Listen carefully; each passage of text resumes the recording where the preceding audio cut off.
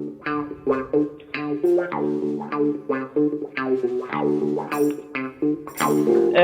evening, sir. Good evening, Paul. How are you? I'm very well, and welcome all to part 8 of Football Book Corner. We used to call it Book Corner, but it can get a bit misconstrued, can't it, where it's just books, but it is football books. And the voice you can hear is Andy from myfootballbooks.com, a wonderful website, a wonderful page and presence on Facebook, Twitter, social medias, etc.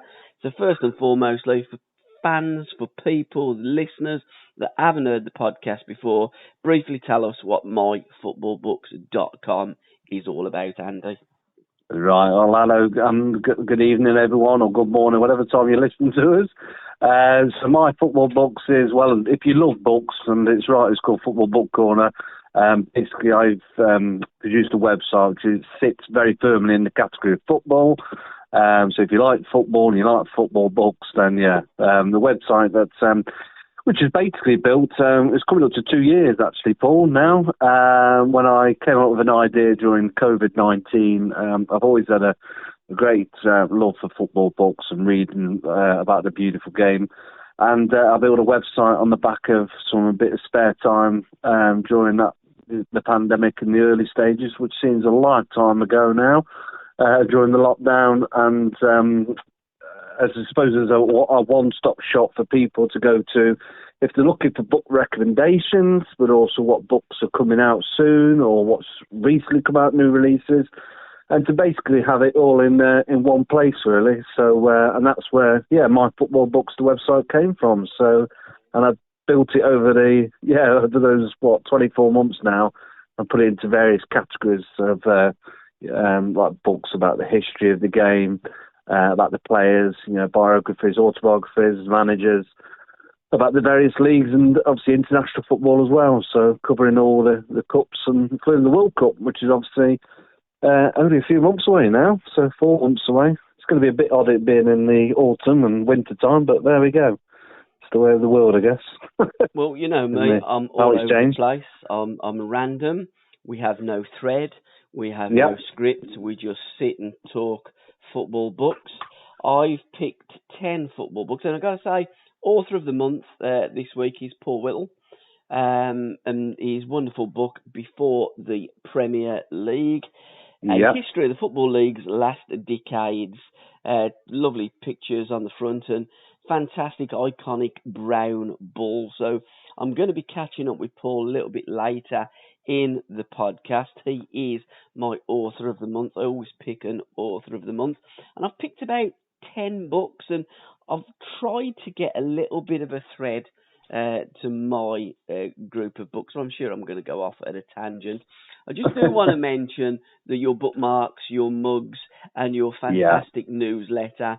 So guys, if you haven't already, please subscribe to myfootballbooks.com. And he does undersell himself.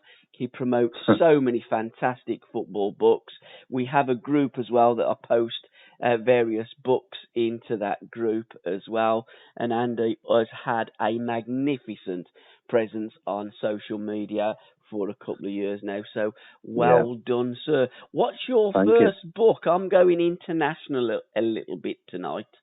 Oh, are you? Okay, excellent. We're going worldwide, are we? Travelling the globe? No, I'm going to England. Right, okay. Well, I'll go a bit further afield then, but one of my first books, so thank you for mentioning the newsletter as well. So when in the newsletter, I tend to feature the new releases that's coming soon, but also I always include their free recommended reads, and I alternate it every month. But one of them I recommended is Behind the Curtain. It's a book that's been out for a number of years. It's written by the great Jonathan Wilson, one of the great authors out there. And Beneath the Curtain, it's about the subtitle Travels in Eastern European Football. It's a tremendous read, as every book basically Jonathan Wilson comes out with. But it's basically about football behind the Iron Curtain. And Jonathan Wilson travelled extensively behind the old Iron Curtain, viewing what life is like behind the fall of the Berlin Wall and through the lens of football. and shows how the beautiful game in the East has been, opened up to I guess like the free market and how it's changed really. And it's quite interesting when you read it back as well, and you think about what's the current, dynamics in the, what's happening in Russia and Ukraine, etc. And you see how football is, so popular in that area of the world. It has been for a long time, because it also it also refers to, when you think of Hungary's the golden squad of the early 50s. And again, Jonathan Wilson's wrote a separate book about the names heard long ago, which talks in more depth about that book. About that team. And it was actually only I think now it was last week. It was the anniversary of the miracle of Browne, where obviously they lost out to West Germany in strange circumstances. Very strange circumstances. They were robbed. Yeah. I think it's fair to say that they were robbed. The German national team had some substance at half time. They've admitted to that. We don't know what it was. Yeah. And also when Puskas scored the goal that was ruled out for offside, there's no actual record of it because the camera stopped at that moment. And Germany had already got beaten. I know there was a number of changes for the pool game. Not a game of pool like snooker, but they played it in pools in those days. And Hungary had beaten Germany 8-3 in an earlier game. And that's it.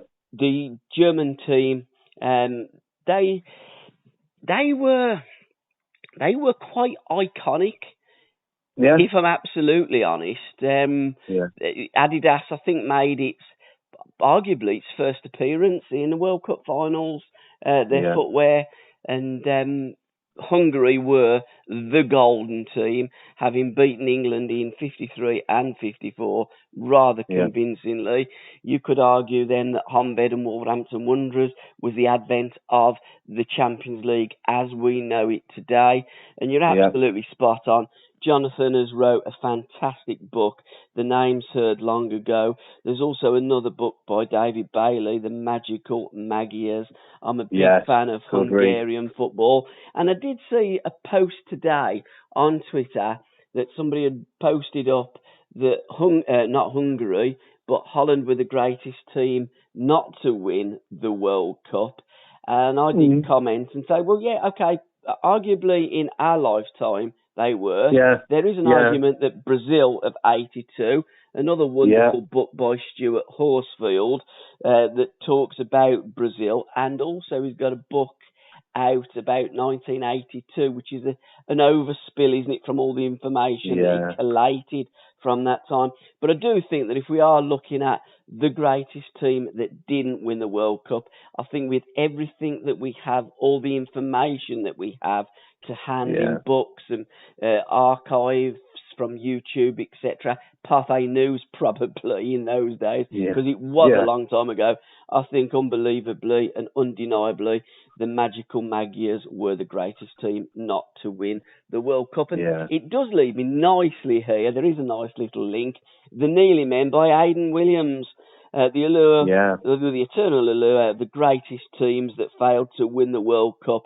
So a great little read there by Aidan. And Jonathan Wilson, I mean, I have listened to him on the radio.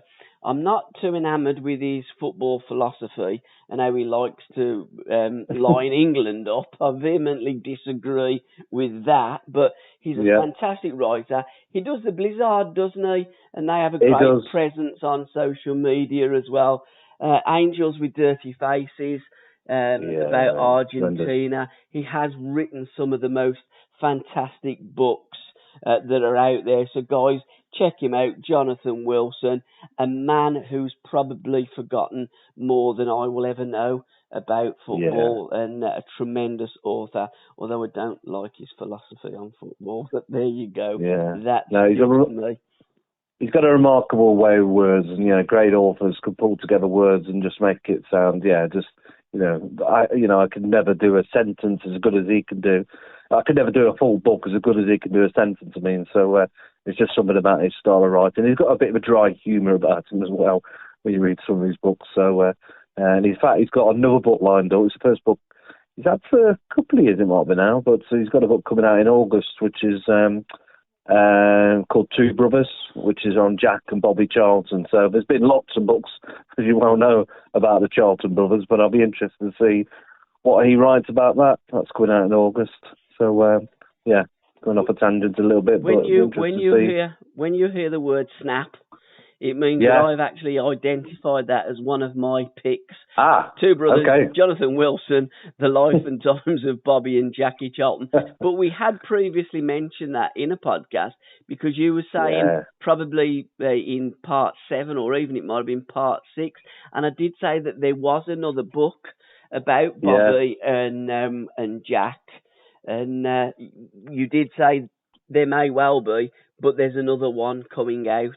So we do look forward to seeing and reading that book, or you will look forward to reading that book. I will probably buy it and just store it because I'm still on Grandad, what was football like in the 70s? Really? When you say, and I say he's a fantastic writer, I have these books. My wife's actually in Bournemouth. She's picking her aunt up, so I've got the run of the house. Snipper's just gone out to work. I've got football books all around the front room here, and I haven't read a word of any of them, but I just love football books. What have you read since our last podcast? Because it has been some time, and this is a nice little podcast to listen to because lots of people will be listening while they're on holiday, sitting around the pool, and some waiting to go on holiday. Hopefully they will get their planes to their destinations and would want something to read. So this is probably one of our most important podcasts that we've done. Yeah, no, absolutely. And, well, keeping in the theme of the World Cup year, the book I've read recently is In the Heat of the Midday Sun. And again, it's another linkage to both the publisher, which is Pitch Publishing again, but also These Football Times. Yeah, it is. Stephen Scragg, So another prolific writer out there. He wrote that book, In the Heat of the Midday Sun. It's the indelible story of the 1986 World Cup. So, a great read. It's a tournament.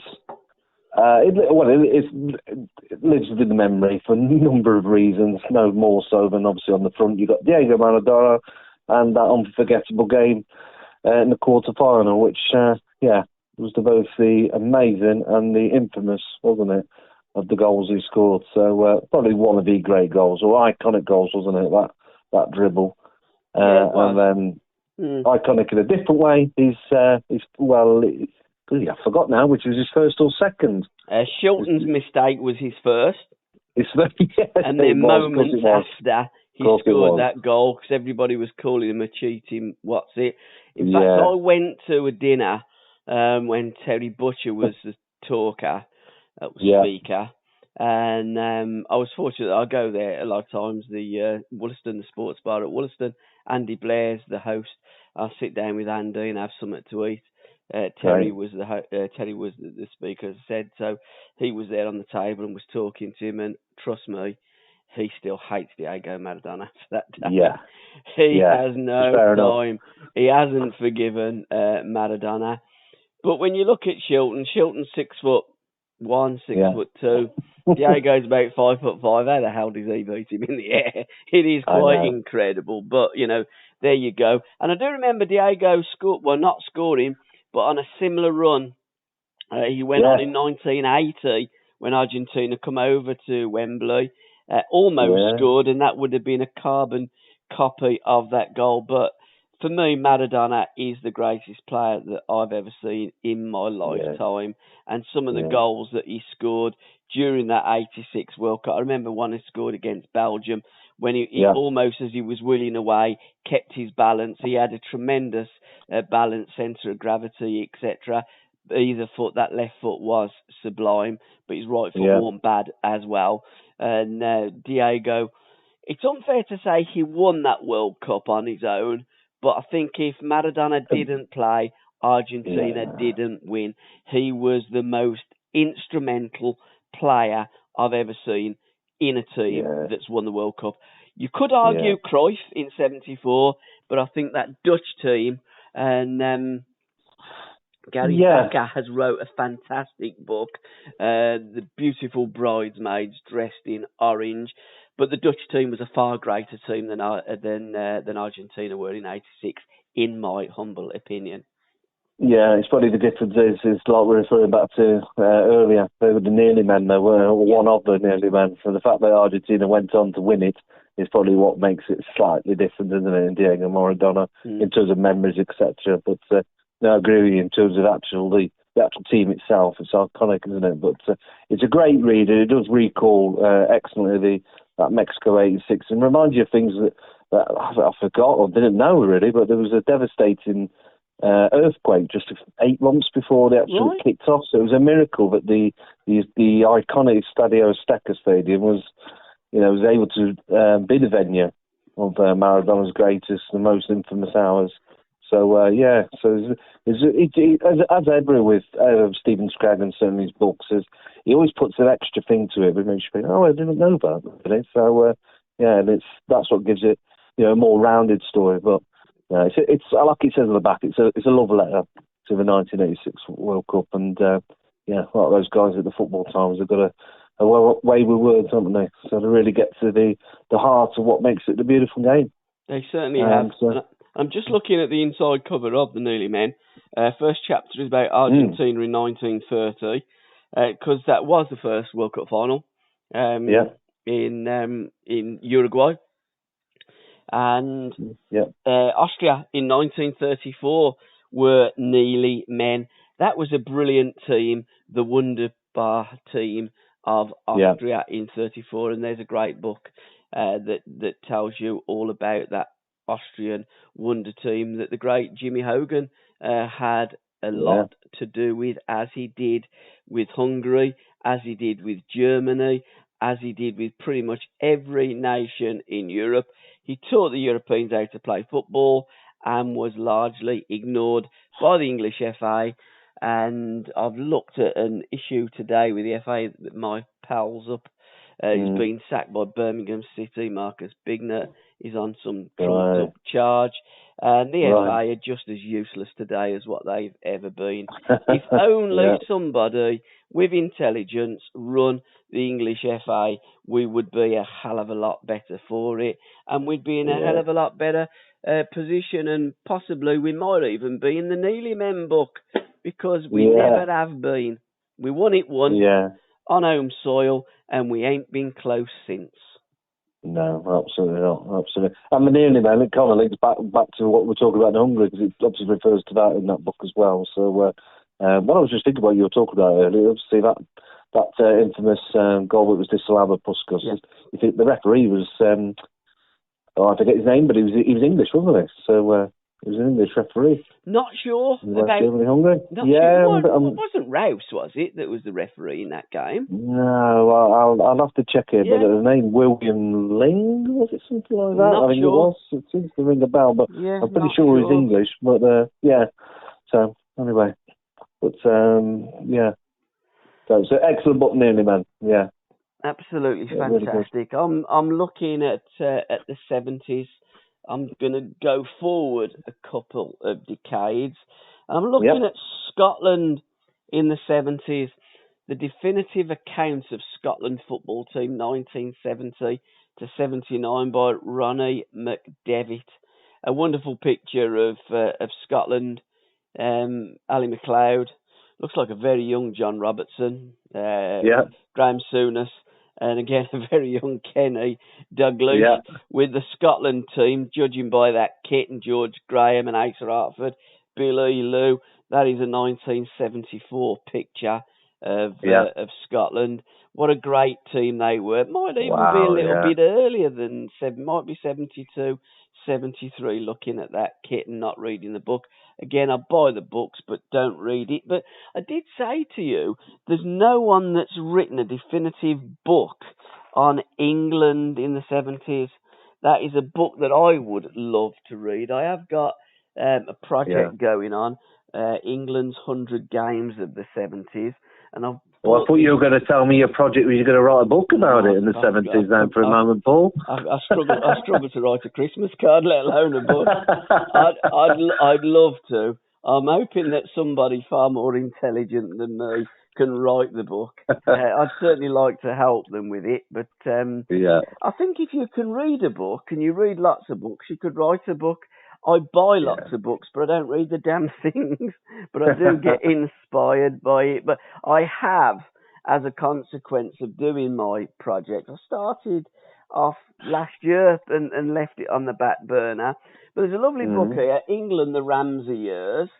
And I have the 3 books by Leo McKinstry, the Sir Alf, an outstanding biography, Sunday Times on the front.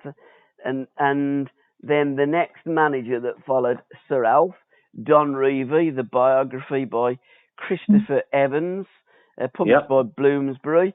And then Ron Greenwood by Mike Miles, a biography of football's forgotten manager. I didn't realise he was centre-half for Chelsea when they won the league in 1955, wasn't he, Ron Greenwood? And on this day, Bobby Robson took over, didn't he? I noticed that you posted it up earlier on your Facebook page. So that brings us through to pretty much all the England football managers of the 60s through to the 90s, because Bobby was the manager going into Italia 90, and I did see that you posted it one night in Turin, because the 1990 World Cup after 86 was again a fantastic World Cup. What's your first memory of that World Cup in 1990? The first memory, well, it's hard to go away from Gazza's tears, isn't it? That obviously screams out. But I think of Roger Miller. I always think of his celebration. It was an iconic kind of celebration, didn't he? In that jiggle in the corner flag, if you recall it. So if I remember right, it might have been the hostess. No, it was Argentina, wasn't it? I think when Roger Miller first did that celebration. I might be wrong. Someone out there is probably screaming at me that no, it's another team. But that book particular, I would mention that One Night in Turin by Pete Davis. The original book was called All Played Out. It was badged as then One Night in Turin because there was a documentary that came out. But that book, One Night in Turin, or previously called All Played Out, is one of the great books. And certainly it's the inside story basically of Italian 90, where he meets the players, but also the journalists, hooligans. You know, there was hooligans obviously that time as well, and the fans. It's really brilliant because he had full access to the England squad, you know, and the manager Bobby Robson. It's a really thrilling inside account of the summer when football. It became it was an iconic World Cup. And I suppose one other thing I was just thinking, and it's obviously the back in June. You think of Pavarotti. You see, and that song, don't you? This is my memory of Italia 90, Nessun Dorma and Luciano Pavarotti. You know, he made opera sound sexy, cool, and down with the kids, didn't he?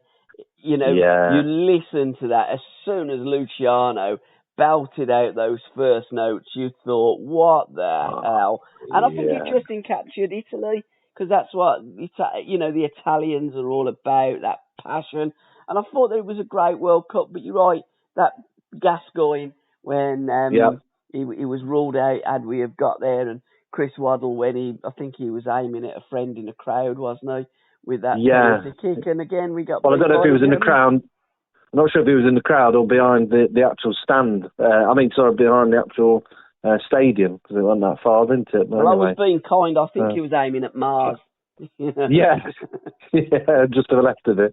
So, no, absolutely. That Nessun Dorma, I remember that was the song, I'm pretty sure it was on the subtitles of BBC, wasn't it? And I sure saw a clip on Twitter of it recently, and straight away it takes you back. And it's one of those, you can feel the hairs on the back of your neck, isn't it? It's a wonderful song, isn't it? Yeah, it made it popular, as you say. I've not heard it before. No. I'd never heard of Luciano Pavarotti. I'd never heard of Toto Schillaci. And the Italians did it again there. They gave us Paolo Rossi in 1982. Who's Paolo Rossi? I think he'd just come off the back of a ban, hadn't he? for Matt Phipps in Di Paolo.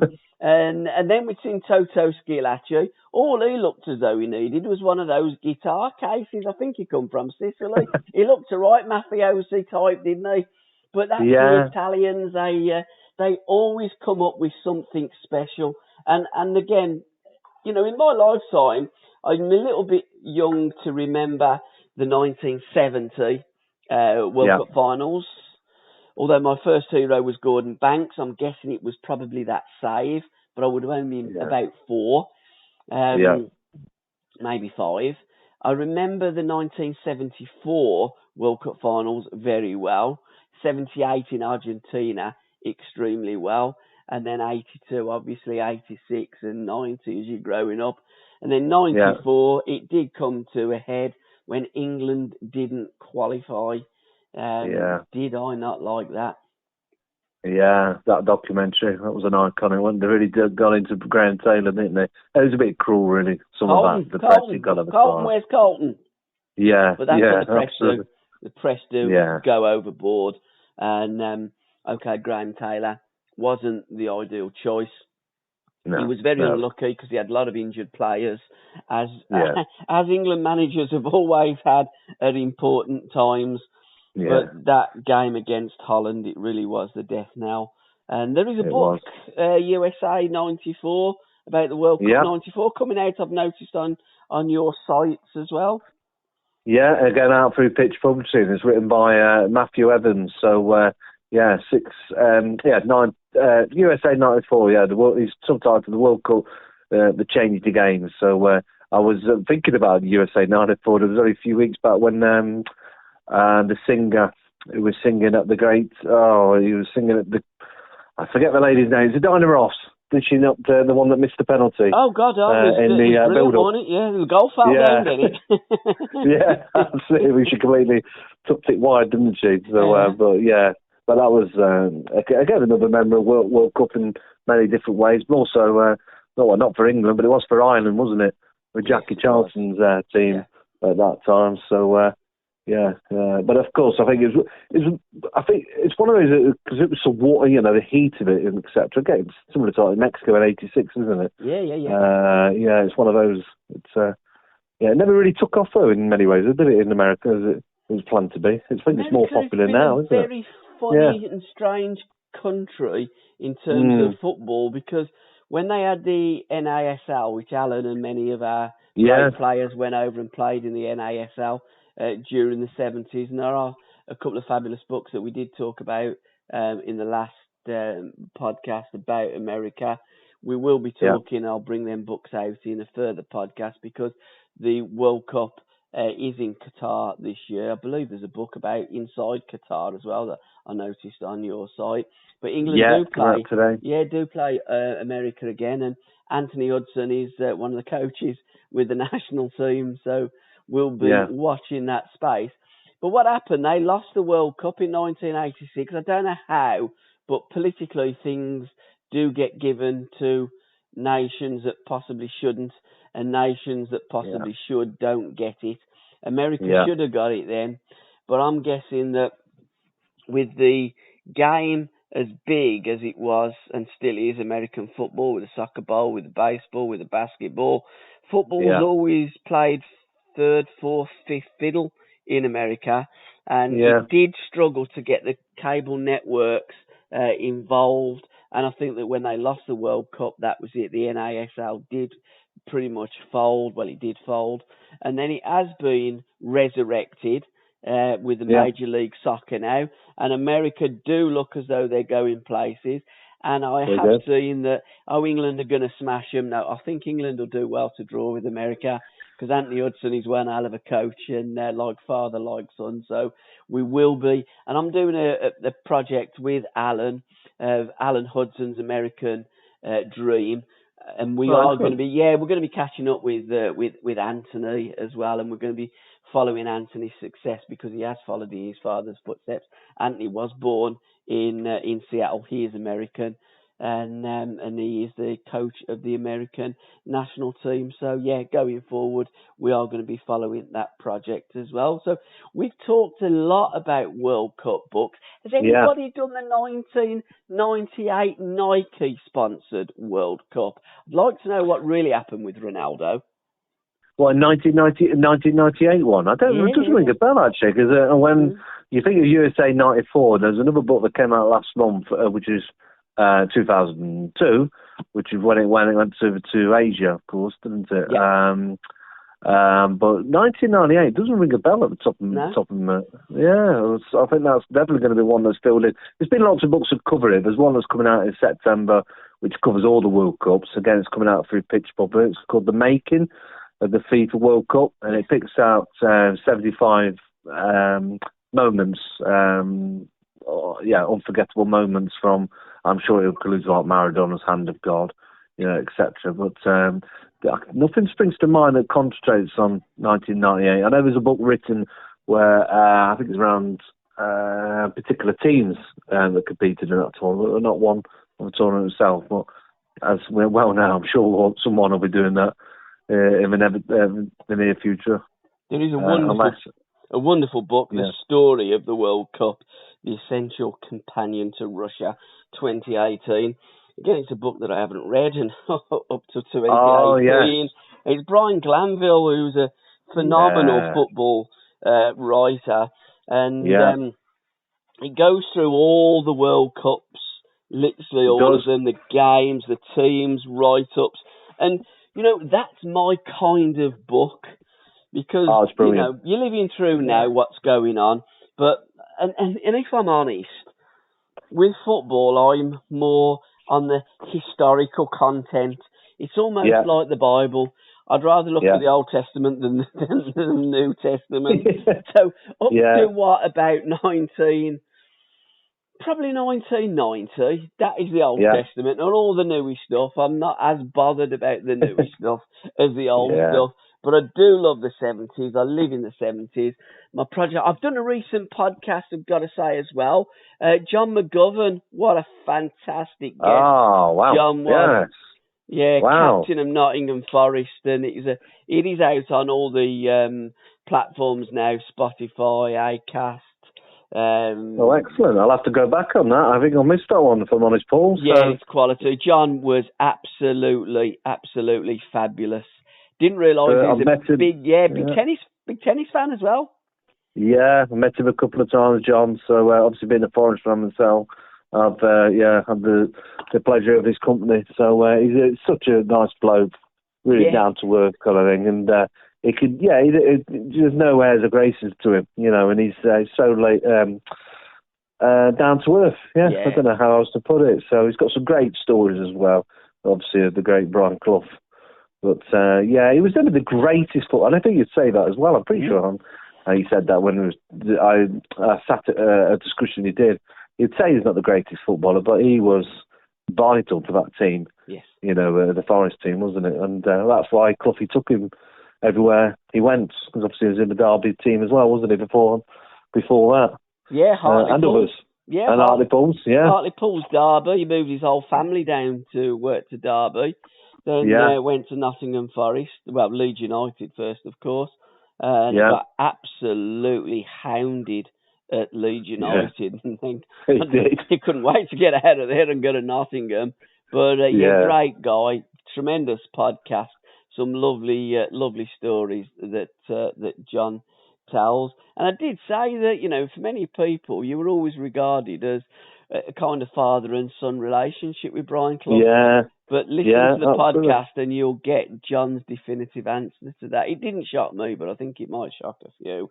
And there's another book I've just purchased, If Only Chris Shepherdson, The Decline and Fall of England as a Superpower, a football superpower. Picture of Martin Peters, Peter Shilton and Paul Madeley on the front of it. Sadly, two of those players have passed away. And Peter's got black gloves on. Right. Yeah. So it does look as though, if I'm honest, it looks as though it's 1973. And that picture, I would say, is the Poland game. There was a lot of pictures taken about that game, and I remember when I'd done a podcast with Alan Clark, he said after that he pretty much didn't want to talk to anybody. He hardly slept. He was really cut up about that game when England didn't qualify for the 74 World Cup finals. But although I've got the books on Sir Alf, I've got the books on Don Revie, I've got the book on Ron Greenwood, I'm not a fan of either of those managers. I understand why they were England managers, but I'm not a fan because I think that they let the country down. Might be controversial, but none of them, like the Mavericks, they didn't play our best players, and as a consequence, we failed to qualify for the World Cup finals. And now, that era's been scarred, I think, because people look back and say, well, what did we do in the 70s? We never qualified. Well, we didn't, because we didn't play the best players.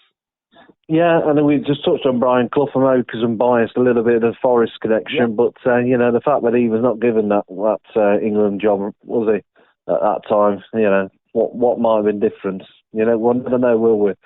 So, obviously... I remember talking to Ron Atkinson and asking him about that, and he said, I don't think Brian would have enjoyed being the England manager because he would have got bored. He liked the day-to-day management with the players. But what Ron said is, what they should have done is got to the World Cup finals and give the team to Cloughie to get them over the line. Brian would have done that. And I think, for me, today, I would sack Southgate. I've never been a fan of Southgate. He's too defensive. I don't like him. I'd sack him. I'd give Pep the job and say, take him to Qatar and win us the World Cup. We've got a great bunch of players, but I think, sadly, history will repeat itself because of the management, and I think the players that we've always had, but the management have always let the country down. Yeah, it's a particular theme there, isn't it, going along down the years. I think we can look at all of them. I wrote poems. It's called I Remember, and I look back at all the World Cups that I remember England's glorious failures. And there is a thread, and it does come down.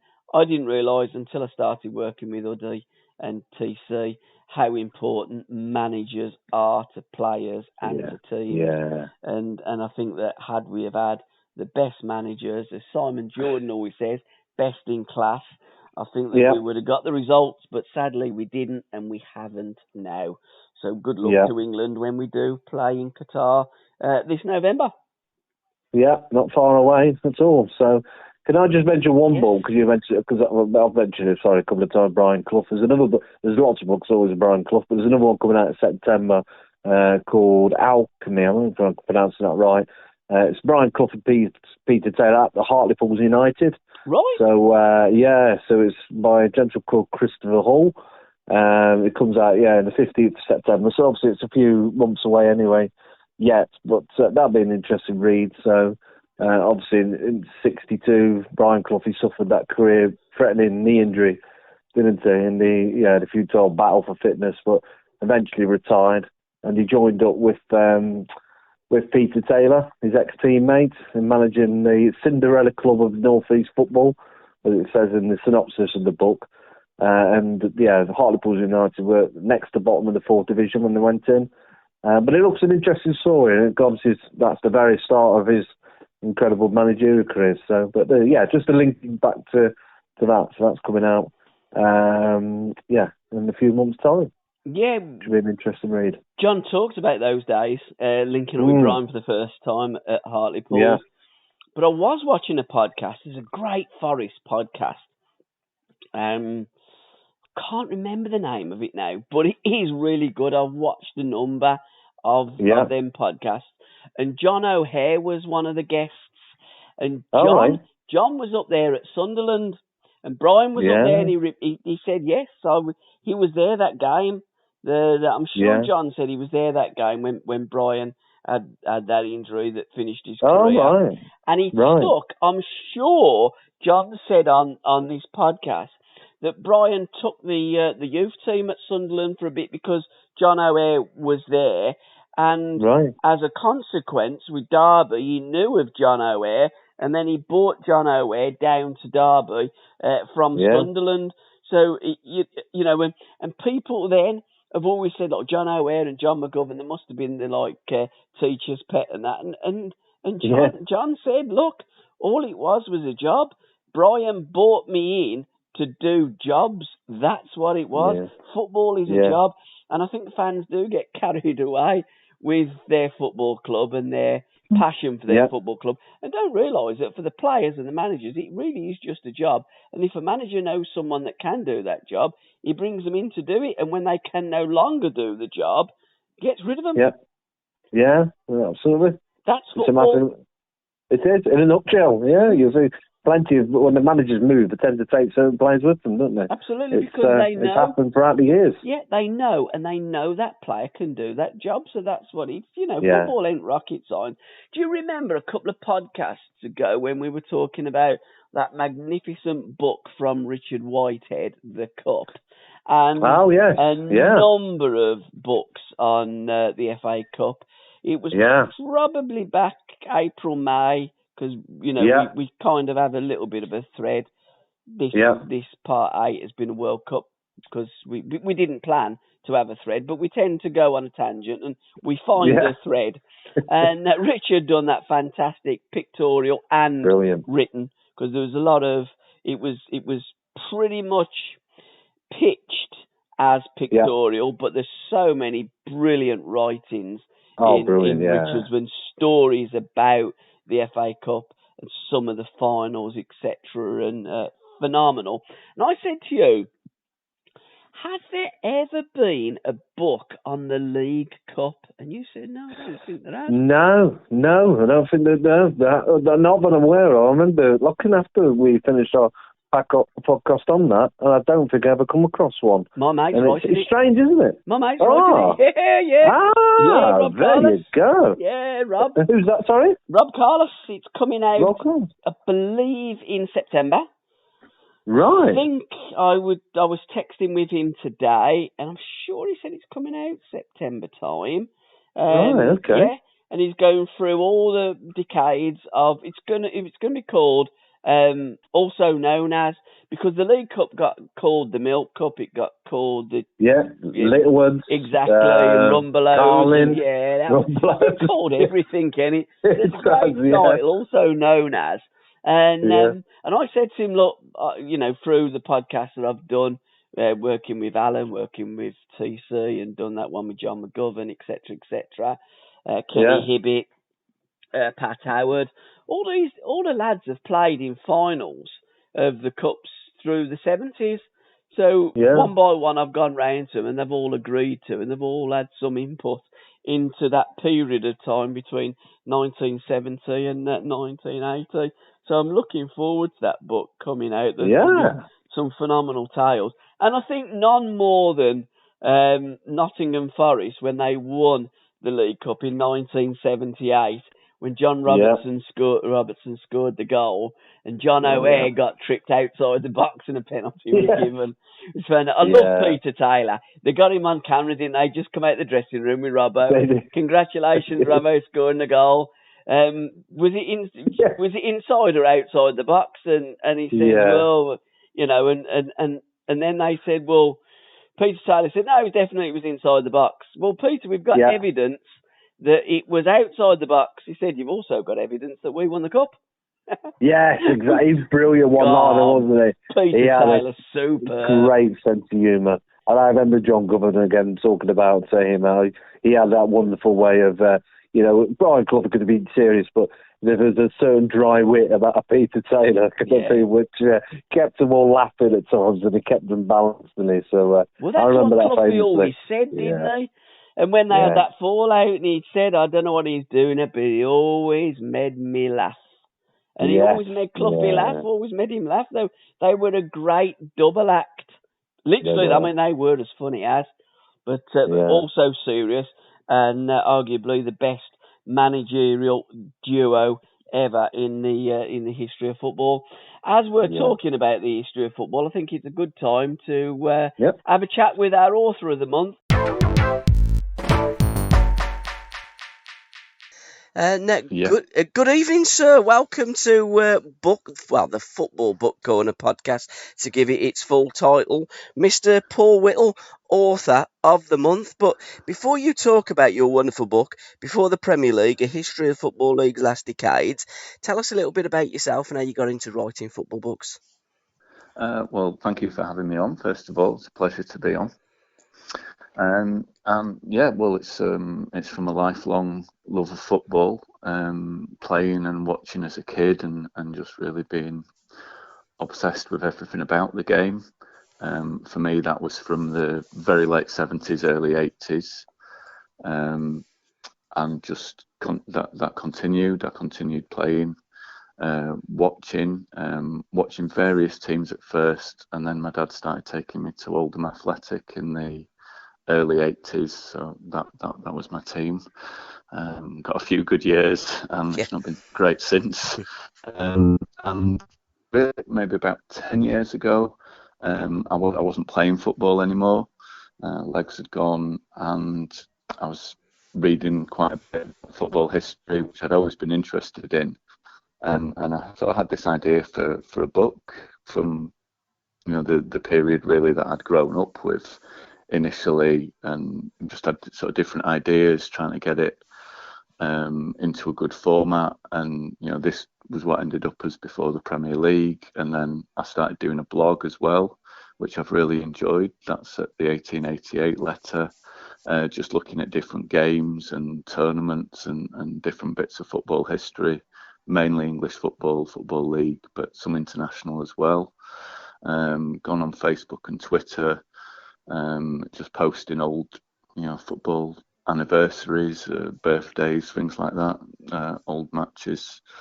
And I've really enjoyed doing the book and got that out last year. And some people seem to enjoy it when they read it, which is the main thing for me. I didn't really have any idea that it was going to be a bestseller or anything like that. I'm just glad to have done it, and hope people who do read it enjoy it.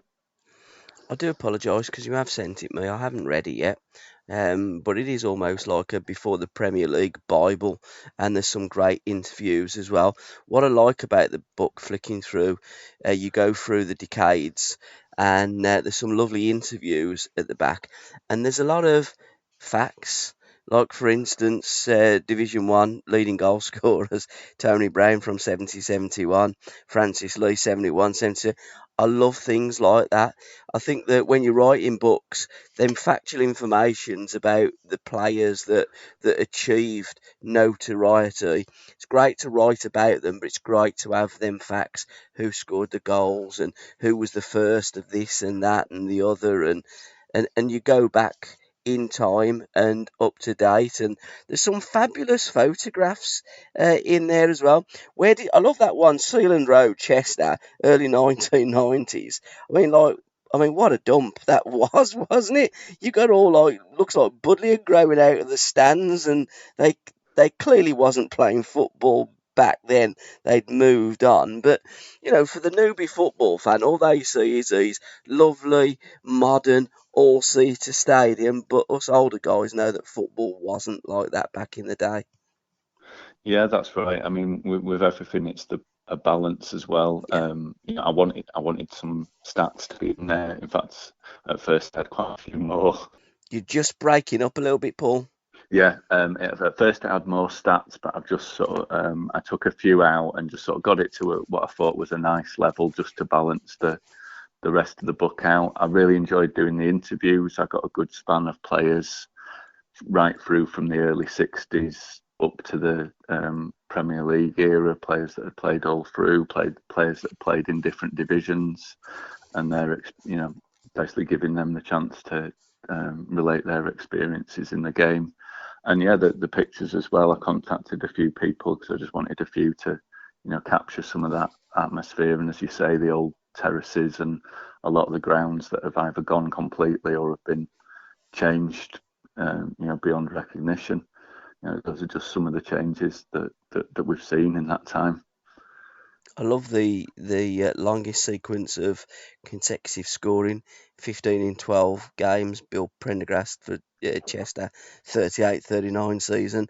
Longest unbeaten sequence, Nottingham Forest, 42 games. Hat-tricks there, Dixie Dean, 37. Tranmere, Everton, Notts County in England. And Division 1 in one season post-war, Jimmy Greaves, 6. Chelsea, 1960-61. No wonder Tony Curry was in tears when Jimmy Greaves left. I mean, Jimmy was just a one-off and the greatest player that we've ever seen. Youngest Football League players, oldest Football League players.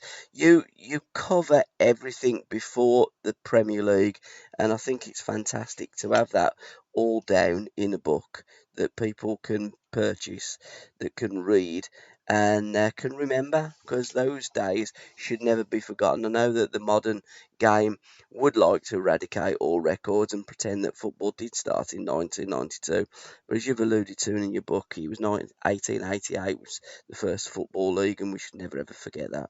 No, absolutely. I've tried to do that justice. It's a long history. I didn't feel I was quite able to cover the whole history from 1888. I've more or less taken it. I've gone into it post-war, and then really from about 58, I really concentrate on it when it became the 4 national divisions. So for me, it's sort of going from there. The abolition of the minimum wage being a really massive thing that basically led to where we are now, and then just going through 60s, 70s, 80s, as you say, and looking at the major developments, the things that changed in television, and obviously the way that money changed the game, and different experiences of watching the game. The stadiums have changed, so much has changed, and it's definitely trying to do that justice. And we get frustrated when people talk about records since 1992, when there's over 100 years before that as you say, should never be ignored. And I'm just trying to bring some of that back, particularly that period that I remember growing up, that I think is often, the 80s are just seen as a grim time of hooliganism, low crowds, English clubs out of Europe. But I think there was a lot more going on there. There was a lot more competition in the league, and it was getting that way, but it wasn't totally dominated by money. And I'm just trying to, as I say, do justice to that period of English football. Absolutely. A lovely picture of you on the back, born in Leeds at the start of the 73-74 season. Paul spent much time playing and watching football ever since, and he writes about the game's history at all the W's.the1888letter.com. This is his first book. When's your second? And who's the pictures? Why the pictures on the front? And I says to Andy, I love the iconic Browne football with the laces in it. Yeah, I wanted to get that, and the picture of me. There's a few of me to choose from for football, so I just thought I'd get something in there. That's probably late 70s as well, and the ones on the front. There's one of Roker Park, which fantastic old ground. And that was taken by a chap that I know, John Dewhurst, who's also an author, writes a lot about Bradford football history. And this is from his own collection. He took quite a few during the 80s, so that's fantastic stand and ground that's now gone. And the second one was kindly provided to me by James Court, and that was actually taken by his dad, and that's at Molineux. But a very different looking Molineux. Isn't it just? Very early 90s, from the away terrace, big old terrace, looking out over the rest of the ground, which isn't in the best condition, to be fair to it. But there were 2 great pictures that people kindly provided to me that they'd taken themselves, or were family photographs, which are from that era. And I think the Molineux is a great example of the modern game, how it's changed, because, as you said, they moved out, Sullen moved out, Roker Park went to Stadium of Light. Many teams have moved out of grounds and gone to pretty similar stadiums out of town. But the Wolves have stayed there at Molineux, and that picture is a fantastic example of how bad Wolves were then at that time, and how far that one stand was away from the football pitch. I mean, I know the West Ham fans ain't very happy at London Stadium, although at the moment they're quite happy because they're winning. But you did need binoculars to sit in that stand on the side of the Molyneux back in those days, didn't you? Yeah, it's very, very bizarre, isn't it? They ran into some financial problems. Yeah. I think they wanted to move the whole ground in that direction and ran out of money. So yeah, it does look very, very strange. Quite a lot of teams, Chelsea at that time as well, also had big problems and also had one, brand new stand, but the rest of the ground was not looking so great. Yeah, I think it's a real shame when teams move and lose all that history. Yeah. Sometimes you understand it, but as you say, a lot of the stadiums just look the same. They don't have the same feel to them. They don't have the history, and often they don't have the same atmosphere. I think those are all things that can be lost. Absolutely, and I think as well, what shouldn't be lost is lots of the football clubs, they had to sell their better players to finance stadium developments, whether it be a stand or the entire ground. And I think that when you look at Ipswich Town, a great example, you look at where they are today, that they sold so many players to finance Portman Road. Okay, yeah, they stayed there, but at what cost? And I know for a fact that Chelsea, to finance the East Stand in the 70s, they sold Alan Hudson and Peter Osgood. And it was an ongoing thing where clubs didn't have the greatest of, shall we say, business acumen, because when Alan Hudson was sold from Stoke City to Arsenal, that was as a direct result of the Butler's Lane stand falling down in the high winds in January 76, and Alan had to be sold because that stand wasn't insured. Wouldn't happen today. Yeah, exactly. Yeah, that was a real shame actually for Stoke, who had a great team at the time. I think Peter Shilton and Jimmy Greenhoff were also sold as a direct result as well. Yeah, it was. In some ways, that's a nice thing that clubs weren't quite so corporate and so business orientated. But yeah, I think they could be a little bit naive as well with that. And again, it's a balance. Obviously they want to be able to make money and compete. But I think sometimes modern football's obsessed with that more than anything, and it to me it takes a little bit away from the game that the richest clubs are always at the top and always winning. And you mentioned Ipswich Town. They were one of the best teams in the country, unlucky not to win the league, challenging for trophies. Without a big budget.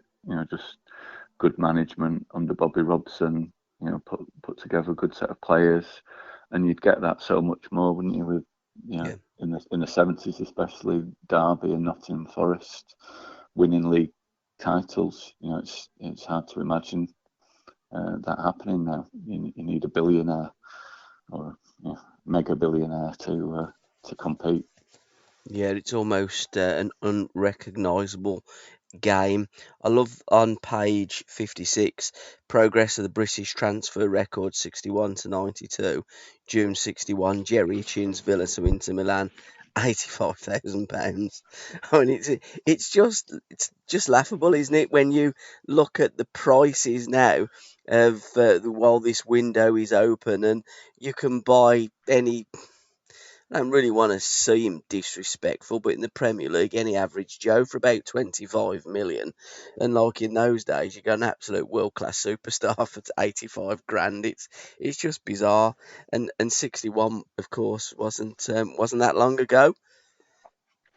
No, relatively speaking. I mean, the wages as well as the transfer fees have just exploded, as we know. That it's just unimaginable from a time when even the best players, they weren't getting paid that much more than people in other professions, people in good jobs. And I think the fans related more to the players then, and now they're just totally removed. They're obviously celebrities, they're superstars, and you can't blame the players so much because who's going to turn that down? That's just the way it's gone. But I think it has removed some of that connection that fans had to players. And obviously there was a time when, they really weren't paid enough, and when the clubs had the maximum wage, they were able to basically keep players on a pittance. So again, it's that thing of balance that it changed, but then it just went further and further away from, I think, what was intended to keep a balance of the league and prevent a certain number of clubs just being that much bigger and richer than everyone else, that they were going to dominate the league. And I think we see now that that's what happens. When the money's totally uncontrolled, and you see smaller clubs falling by the wayside.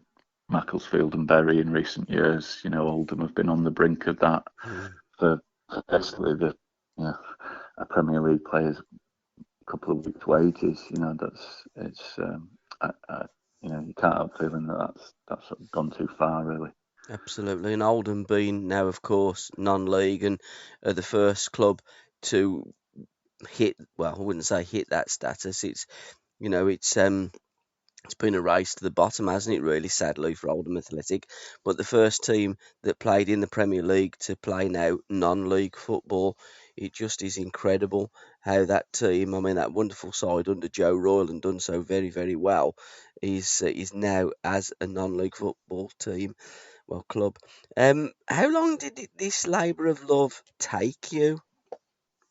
It took quite a few years to get it really in a format that I was happy with. Yeah. I mean, my main inspiration for it came by R.C. Churchill, which was called 60 Seasons of League Football, which actually went up to 1888. You're just breaking up again.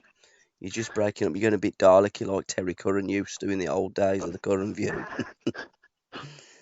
I'll just go back to that.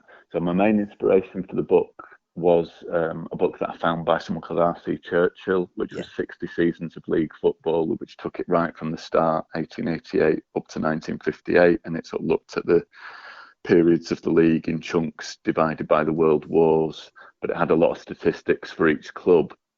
And initially I had in mind something like that, and I had more statistics, as I say, but a lot of it's on the internet, a lot of it maybe people can find in other places.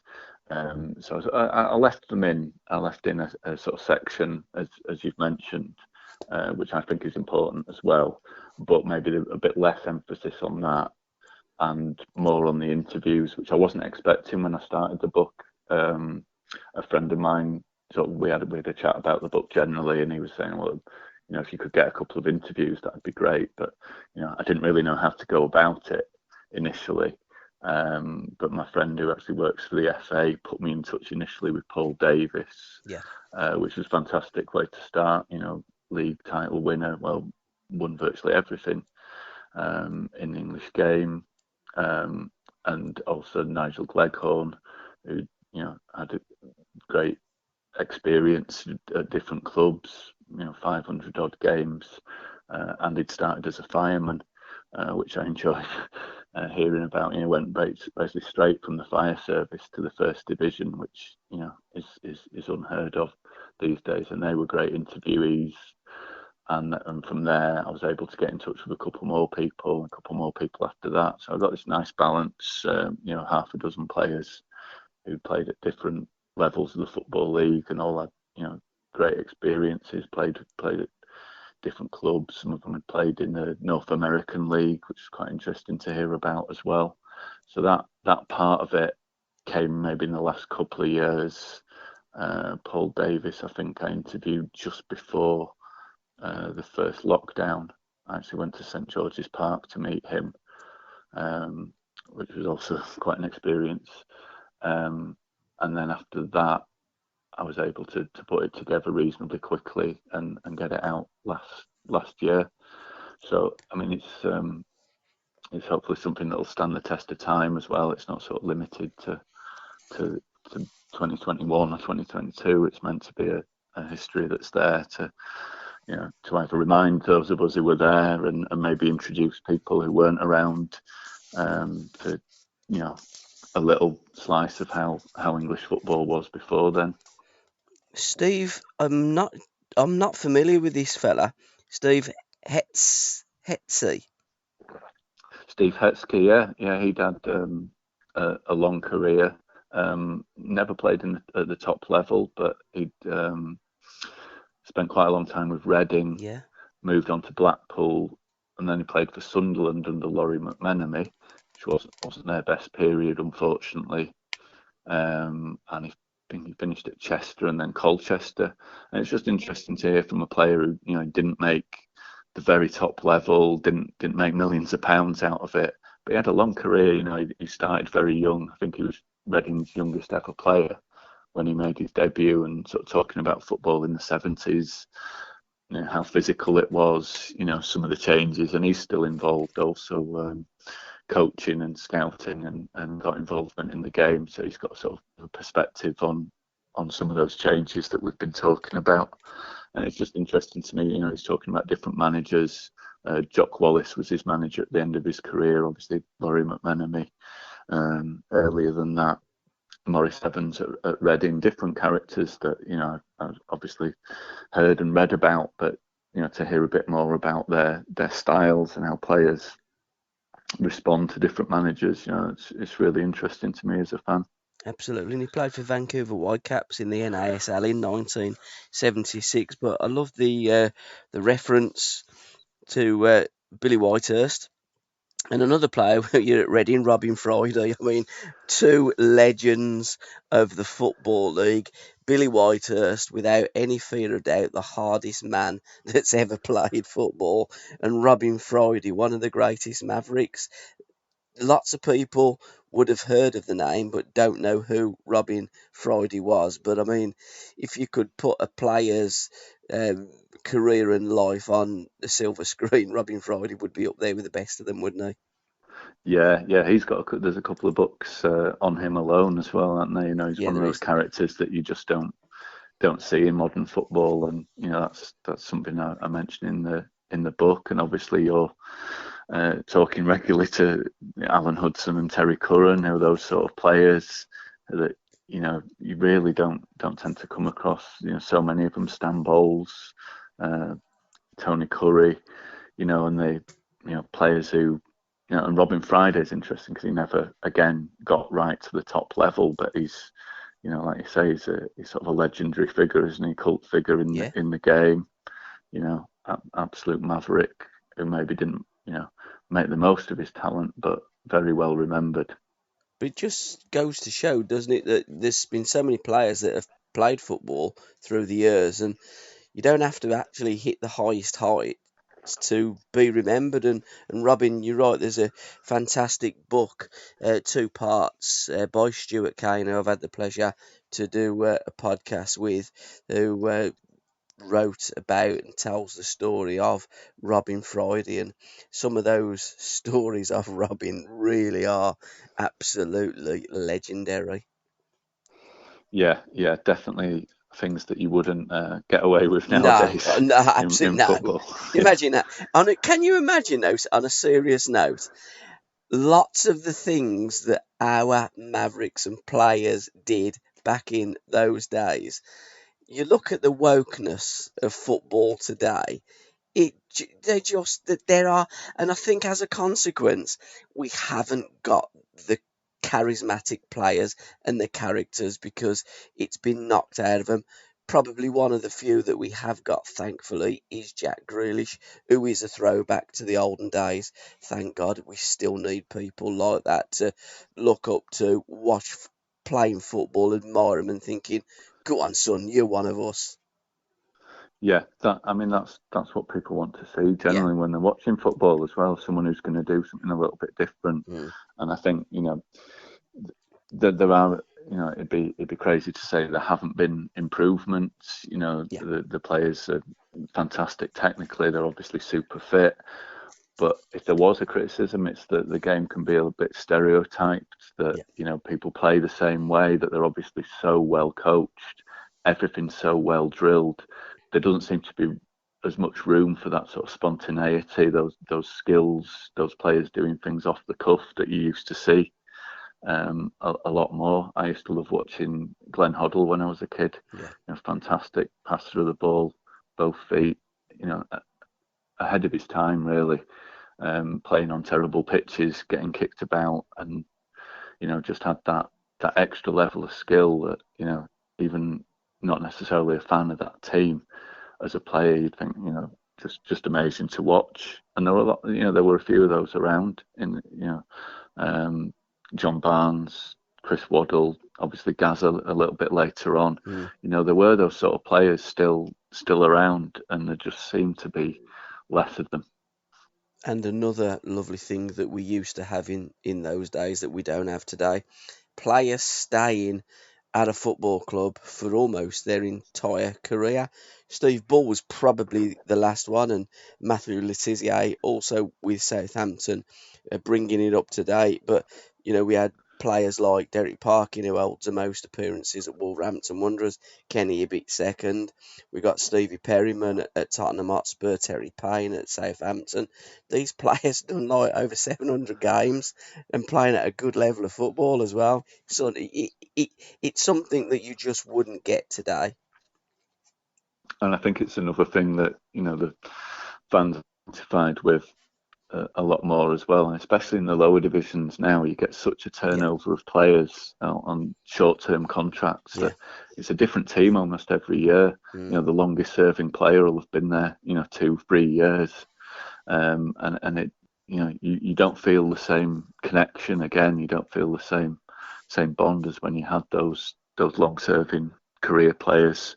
Paul Davis spent the best part of 2 decades with Arsenal. David O'Leary alongside him, Steve Perryman, people that you've mentioned.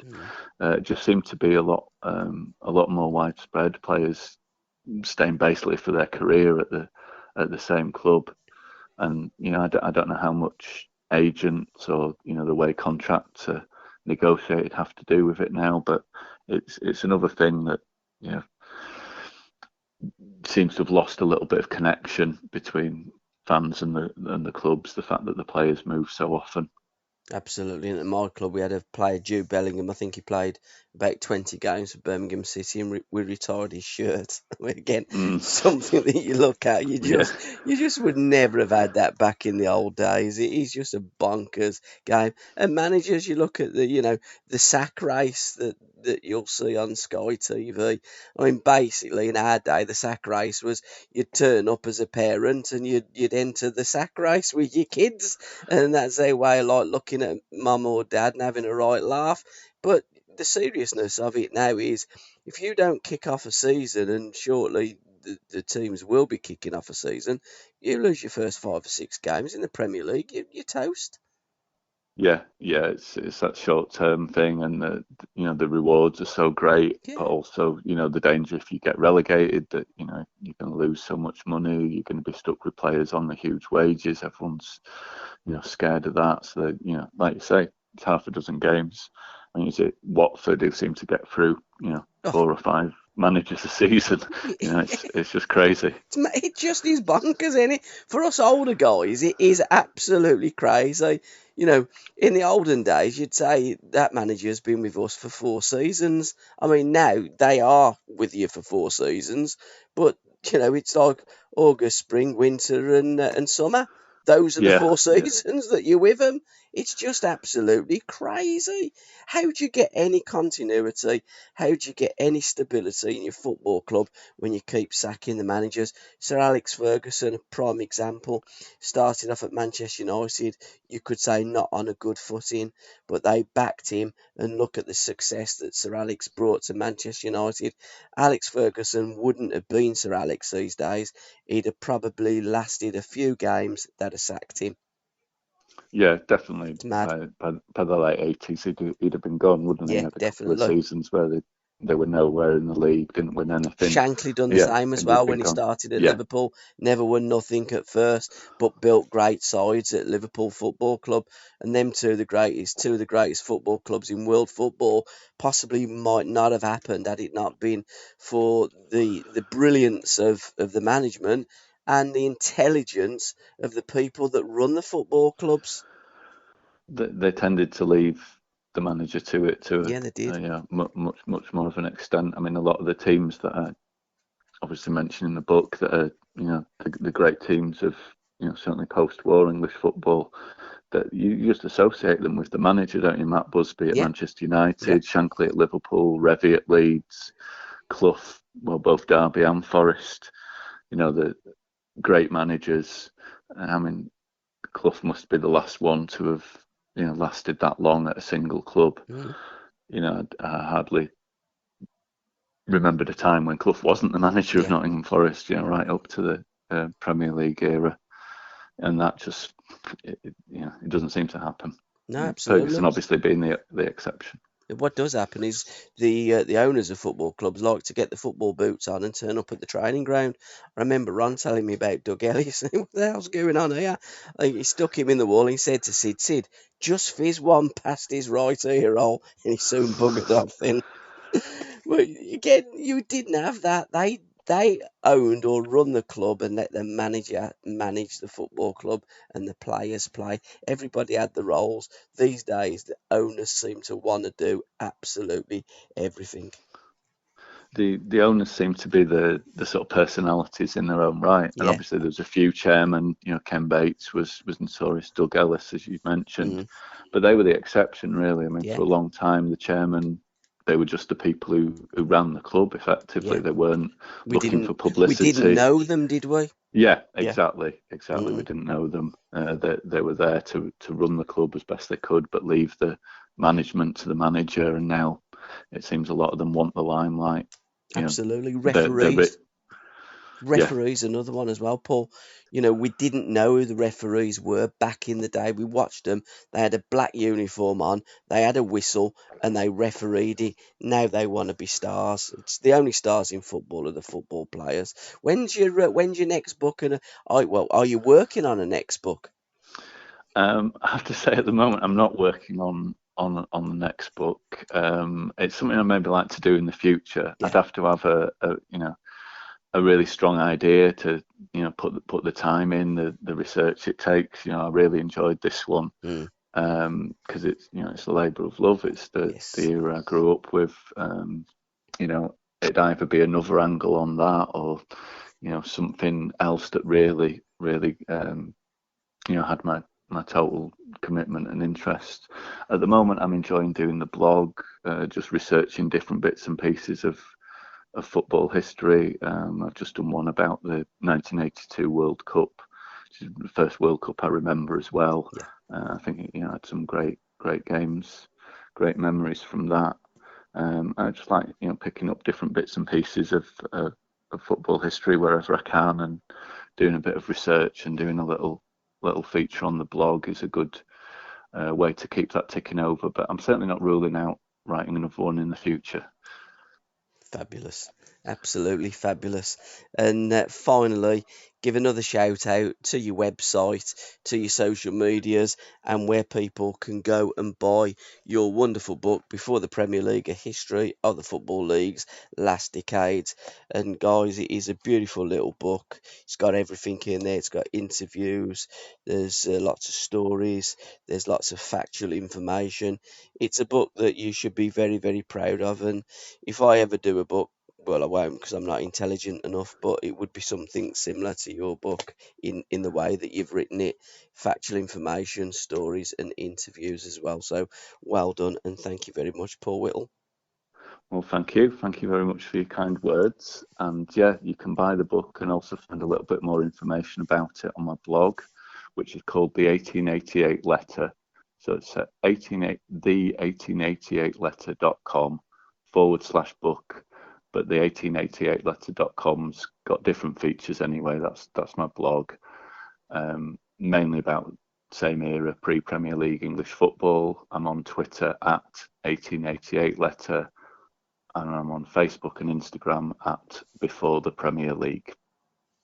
Well done, mate. Superb. Be very, very proud of what you've done. Thank you so much for your time, and it's back to Andy now. Well, thank you so much, Paul, and there we go. Back to you and me, mate. That was a fantastic 20 minutes or so with Paul talking about that wonderful book, Before the Premier League. And for anybody listening from Sky, yes, football was invented before 1992. We have evidence. Yeah, no, it's great to talk about the history of football. And my link to that then, on the next book, is going right back to the early 1900s. There was a book that came out about Newcastle United and the Great Days by David Potter, and it talks about the years from 1904 to 1911. And as we all know, Newcastle's a football-mad city, but they really did dominate football in those early years. They won the league 3 times in 5 years. There was various near misses as well around the cup, but they were considered the best team in the world, and that was in around that period. So so it's a period that, of course, will never get mentioned on Sky Sports. They will talk about how Newcastle have been reinvented with all the money they're going to suddenly have now. But football was invented a long time before that, and again, one of those iconic teams that this is where football books. This is the joy of football books. It remembers those great teams that no one, will know about, really, unless you read fascinating books like this one, written by David Potter. And again, that was out through Pitch Publishing. So we did a feature. I've done a feature post on my website around that particular book as well. So there was 2 teams that were deemed world champions, unofficial world champions, of course, because we never had any tournament in those days to define who the world champions were. But Newcastle at that time and Aston Villa as well were undisputed champions of the world. We had 2 really fabulous sides, 2 great sides, and they do get overlooked. But I do love the history of football, and that's the beauty of these books, that brings the history to life. And another book that does bring history to life, Seasons in Hell by Neil McCreary and Neil Thornton, British footballers killed in the Second World War. That sounds like a fantastic book. I do love my history. I don't know much about it, but I do like to look at it. That comes out through Pen and Sword Books, who really focus on if you ever go on their website, they focus a lot on history, not just football, not just sport, but history in general, world wars, etc. But they do some cracking books where they do it on football, and they focus on the very early days. But that particular one, the British footballers that were killed in the Second World War. So a tragic book, of course, but also an interesting book as well, which recalls that time. But they write some great books. They've written another one recently around the greatest footballer of the time, whose name escapes me, but it will come back to me. But Pen and Sword Books have a knack of doing those great stories. Yeah, that's the thing. There are that many books and that many players that you'd never heard of that were absolute superstars of their time, and brings me nicely to another couple of books and the Aston Villa connection. I am a Birmingham City supporter. I did put a post on Twitter yesterday because I know the managing director of Birmingham City, and I seen Edward and had a chat, and I put a post up on Twitter. Best wishes to Edward and all at Birmingham City. My God, did I get trolled? Really? Oh, my. We had to block a few. Couldn't believe the abuse that I received. But there you go. Strange, isn't it? Strange, Birmingham City football supporters. Some of them, not all of them, some of them are great. Some of them, like all supporters, are a sandwich short of a picnic. But I think...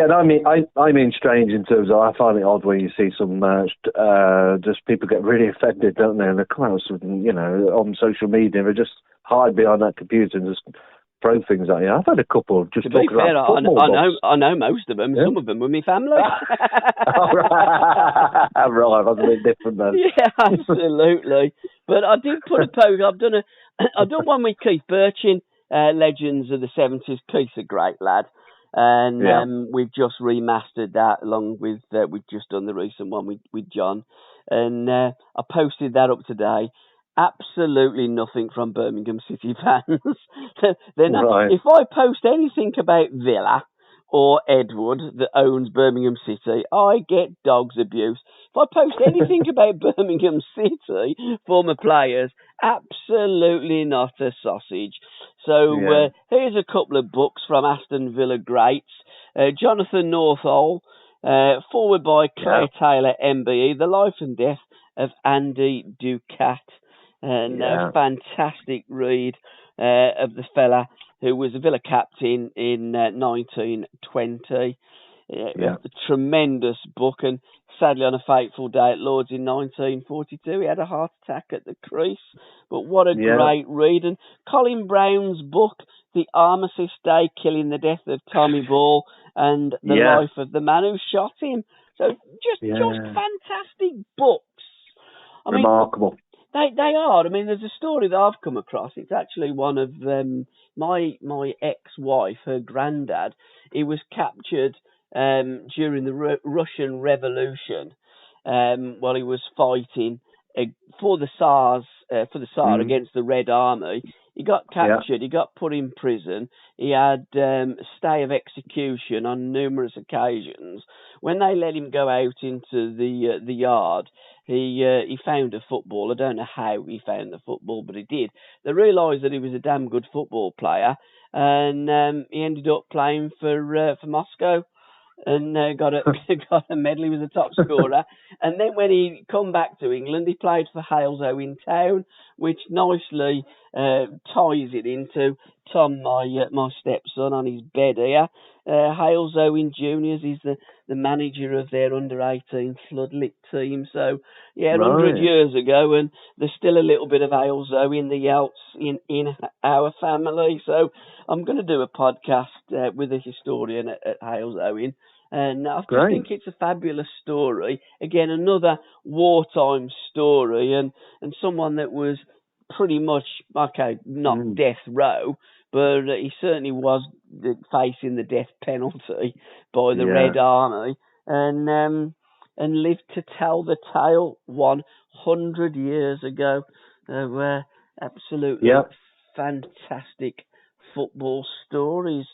Yeah, and you just mentioned it, the Armistice killing. So, I featured that one as well. So that's a dramatic story. And it is just about 100 years ago. I think it was 1923, in fact.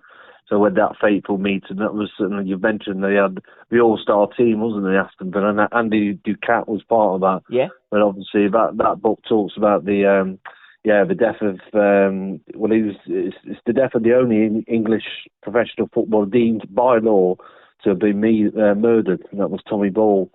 But his killer was a man called George Stagg. He was a former soldier and a policeman who became his landlord and his neighbour, and apparently they had a difficult relationship. But just again, tragic story, but it's a fascinating story as well. So, and that book is very diligent in his research, Colin Browne, to look into that.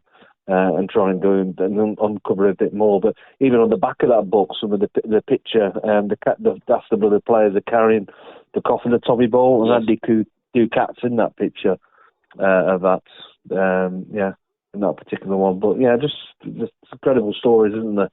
From that time.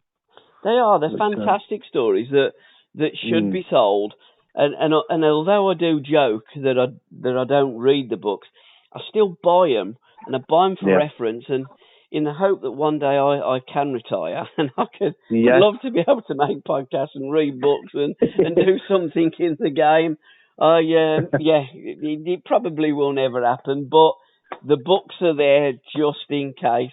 So thank you to all the writers that write these fantastic publications. Another book that really has caught my fancy, and again, I notice everything on your social media sites, The Longest Winter by Mark Hodgkinson, a season with England's worst ever football team. Again, early 70s, isn't it? Yeah, it is. And it's centred around, that comes out in August, I think it is. So when's that? That's next month now, isn't it? Crazy. Yeah, July, isn't it? Yeah, I know. So the season starts next month as well, doesn't it? Who was the worst ever team? It was Rochdale.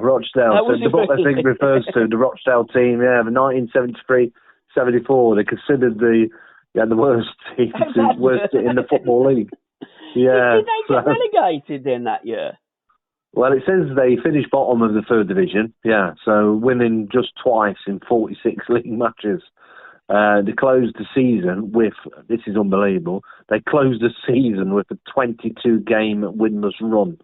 And played one home match in front of their lowest ever post-war crowd. So, but I suppose if we're going to, sorry to talk over you, but if we're going to talk about the worst team ever, I get the worst record of a team ever, but surely there was 22 worse teams than them because they were in Division 4. At least they were in Division 3.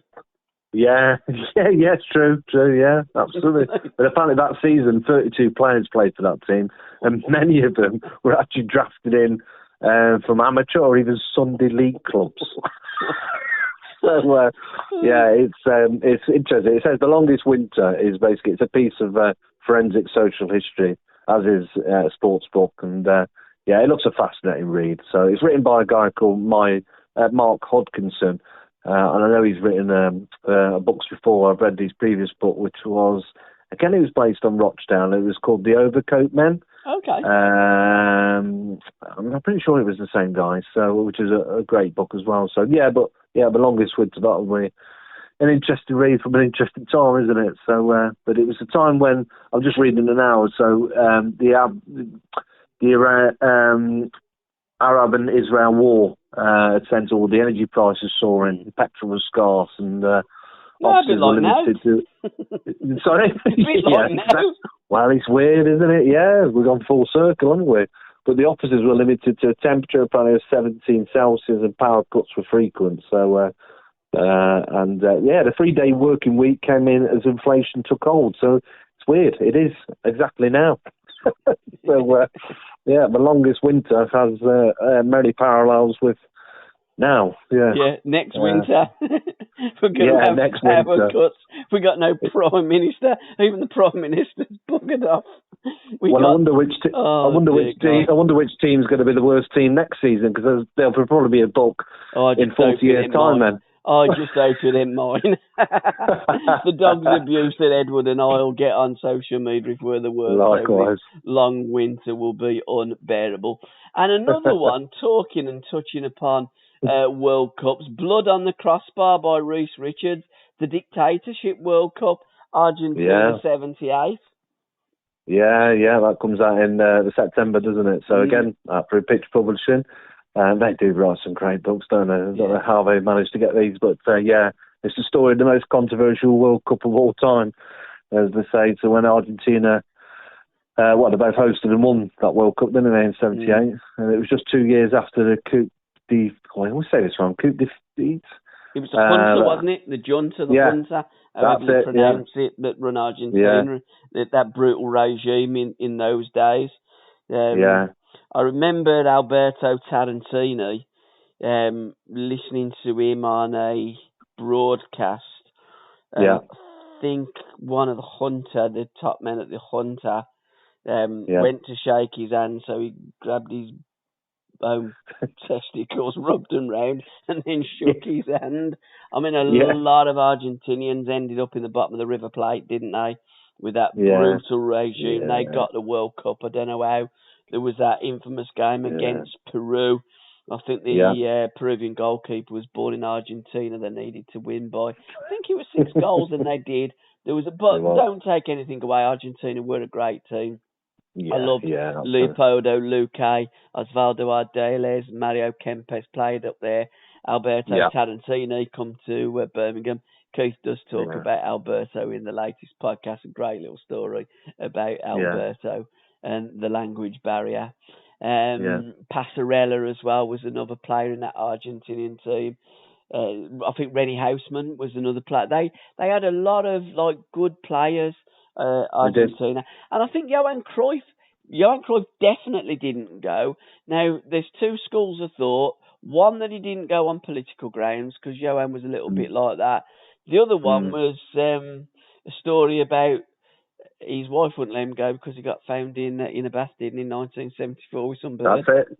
Yeah, that's it. So you can take your pick what one you decide to believe. That's it. But even at Argentina too, you had Ardiles, didn't you, as well? Yeah, Ozzy Ardiles. And then then he went to Tottenham after that? I'm trying to remember now. So, I mean, you had Ricardo Villa. Yeah, of course. He went to Tottenham with Ozzy. And Alberto come to Birmingham City and played for us. Sir Alf Ramsey was the manager at the time at Birmingham. But, I mean, Alberto's hair was the one. I mean, he's bald now. I don't think he's got a head of hair on it, bless him. But he's on Twitter as well, Alberto, and I do link him into a few things because I do look at the pictures of Birmingham City in the 78, 79, or 77, 78, 79 seasons. They had Keith, we had Trevor, we had Alberto Tarantini, Tony Evans was about. We had a lot of perms. There was a lot of hair going on back in the late 70s at Birmingham. And Alberto had this wonderful, massive hair. And there was a lovely picture of him and his wife, and she'd just given birth to a child whilst he was playing in Birmingham. So one of his kids is definitely English. And that was, I wonder if he's any good at football. I wonder if Gareth could call him up. Mind you, he doesn't need another right back, let's be honest. He's got an abundance of them, hasn't he, Gareth? Yeah. And he can play 26 players, or not all at the same time, but he can choose to take 26 players. And Gareth does like a right back, so I'm guessing that's probably where the extra 3 will come from. And it'll be an interesting book, that one, though. So it was certainly dogged by allegations of bribery, wasn't it? And, absolutely. Failed drug tests and what have you. So, but the writer, the author of that book that comes out is Reese Richards. I know he's been published in the likes of The Guardian. I know he's written for these Football Times and the Football Pink as well. I don't know if you're aware of them. And the Football History Boys. Yeah, the Football History Boys as well, who have done their own separate books as well. So it'll be an interesting book again. As we've talked in this podcast, there's a great theme around the World Cup at the moment, isn't there? So another book about the World Cup. Chris Evans, not the DJ Chris Evans, but the journalist Chris Evans, How to Win the World Cup. It's out on the 21st of July, so a little bit later this year. How to Win the World Cup. I wonder if you'll send one to Gareth. Well, he actually features on the front of the book, which is interesting. Oh, okay. It's got him pointing out, but I think that's got. He's been in touch with me actually, Chris Evans. So I'm awaiting a copy of that book, which is I'm looking forward to. I know it comes out in a couple of weeks' time. At the back end of July, it's coming out for Bloomsbury. How many books do you get sent? Oh, good question. So, this week I've been sent by. In fact, I've got it here in front of me. This was a book that's been sent to me, The Fields of Wonder, by the incredible story of Northern Ireland's journey in 1982 World Cup, which has come to me via Black and White Publishing, I think it is. But in answer to your question, it's Blackstaff Press. Sorry, to get that right. That's who the publisher are of that particular book. I'd probably get, at the moment, I'll probably get 1-2 books maybe sent to me a week. And I can't read that quick, even though I love my football books, but it differs really. Some weeks I'll get quite a few books. I might get a few that are sent to me in one go, and I'll do feature articles. So, for example, Pitch might send me 4 in one go, and I'll, over a month, probably, 1 or 2 a month. So my publishers. Quite often find but occasionally through the authors as well, directly. So especially if it's independently published, I get their books sent to me as well. But if you ask my wife, it's obviously far too much, and I don't know where we're going to put them all. So I've got to get another bookcase or another house to or put all these wife. books in. Well, that's cross. I haven't got either. Well, I have got a wife, but at the moment she's in Bournemouth, so I can do what the hell I like. I have no bookcase or bookshelves because she won't allow me to.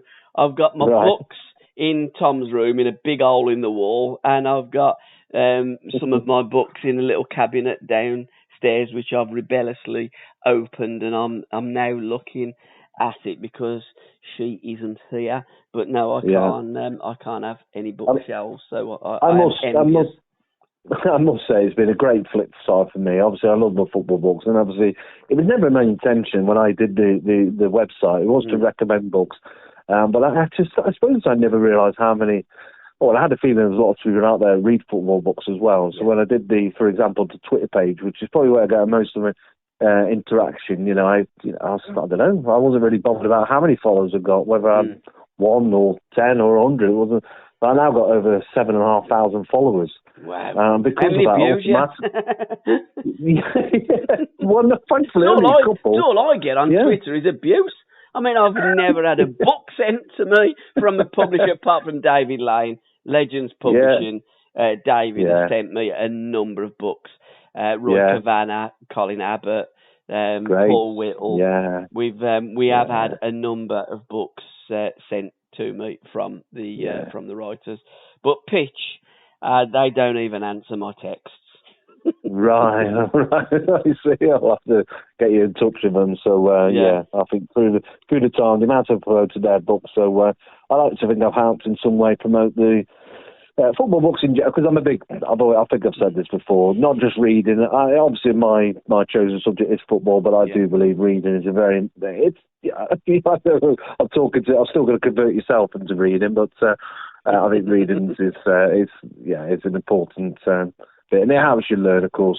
You do it obviously differently for the podcast as well, but reading football books builds up your knowledge, etc. So what I was just going to then is I've been quite lucky really that because I do the website and the Twitter and Facebook, etc. That people send me books, so I can promote their books, and then I get a book. So which I do purchase books to be clear as well, my own myself, but it obviously helps if someone sends it to me. Yeah, absolutely. We'll give them what we'll do now. We're gonna be ruthless. Unless you send us a book, we ain't gonna give you a mention. So next podcast could be about 20 minutes. It could be. So but it's what is timing quite neatly, and definitely because I've been reading for years and years and years. There's no doubt the quality of books and the range of stories just gone up and up and up and up. And I don't know. And I think it might be linked. I don't know if it is linked to COVID. I sometimes think that. Yeah. But the quality of the books, especially Pitch, they produce really good quality books. And you mentioned Dave Lane at Legends, isn't it? So brilliant. They produce books. Brilliant books, and I do understand what you mean in terms of the look quality, don't they? Yeah. The look quality. Because I have friends that come round and they look at the book and go, "Wow, look at that! It's amazing." Yeah. So, they do. Yeah. For me, they're almost like ornaments sometimes, aren't they? They look really good. Yeah, I'm looking at this table. Book here with Aston Villa, the big Aston Villa book of the 70s. Gideon Andy. There's a picture of Villa. Obviously, it's 1977 because they've got the League Cup. And Browne Little and Andy Gray are in the team, so it isn't 1975. It's 77. And then a picture of the great Andy Lockhead there. Looks like Ian Ross, who's just pulling the trigger. Former Liverpool player. But is it Villa players? Oh, beg your pardon, it's Jeff Howden. That ain't Jeff Howden, is it? Andy Lockhead, no. Jeff Howden. Oh, no, that's the picture up there. No, it's not.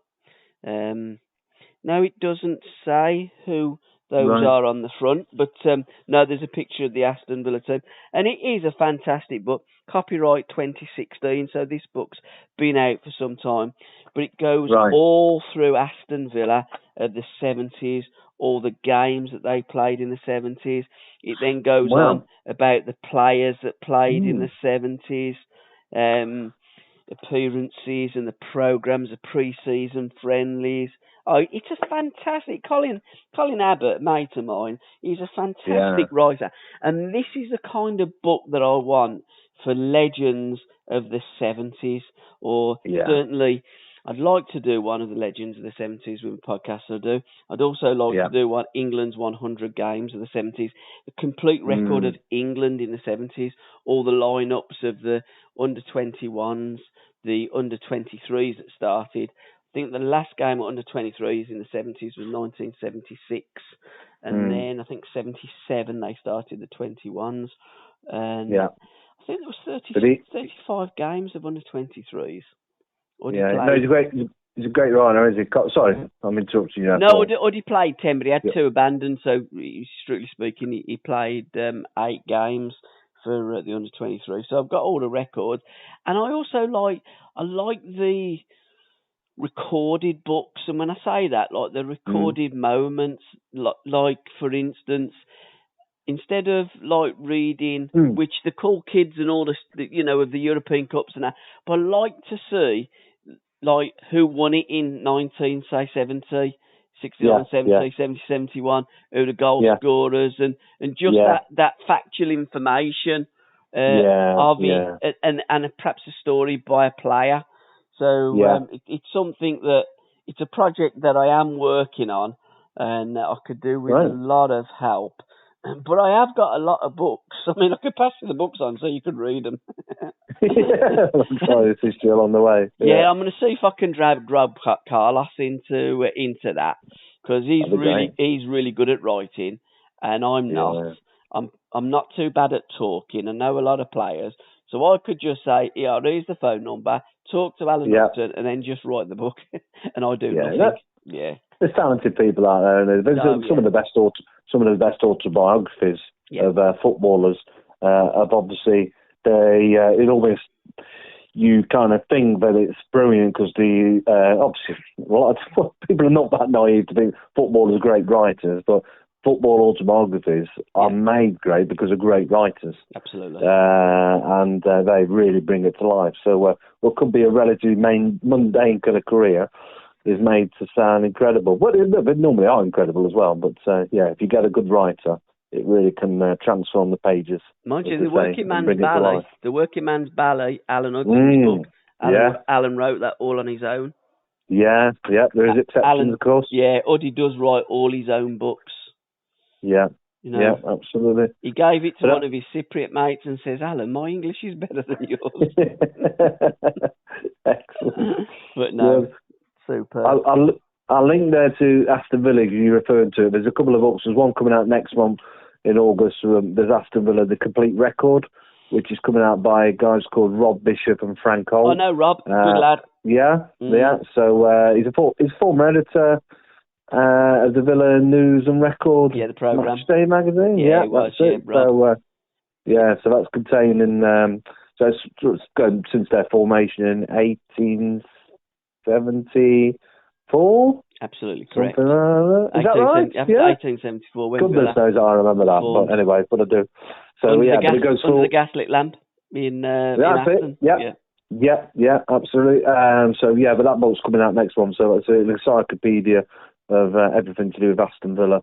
So obviously it includes European Cup in 1982, but it includes, it includes the profiles of more than 150 of Villa's leading players and a spotlight on the club's managers, from Jimmy McMullen to Dean Smith, and a selection of matches to remember. So that'll be interesting.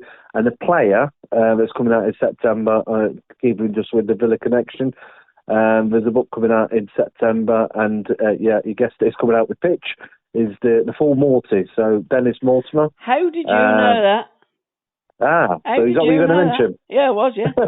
How did you get that? Did Richard tell you? No, I just know I just saw the book that's coming out. No, I looked on Pitch's website and I saw that. Pitcher promoting it now, are they? Yeah, sorry, yeah, that's absolutely. Okay, because I asked Richard if I could give it a shout. So he done the he'll kill me. There's Richard Seidman. Yeah, Richard Sydenham. Yeah, Sydenham. Sorry, he did Ticket to the Moon. That's it, Ticket to the Moon. The ELO song.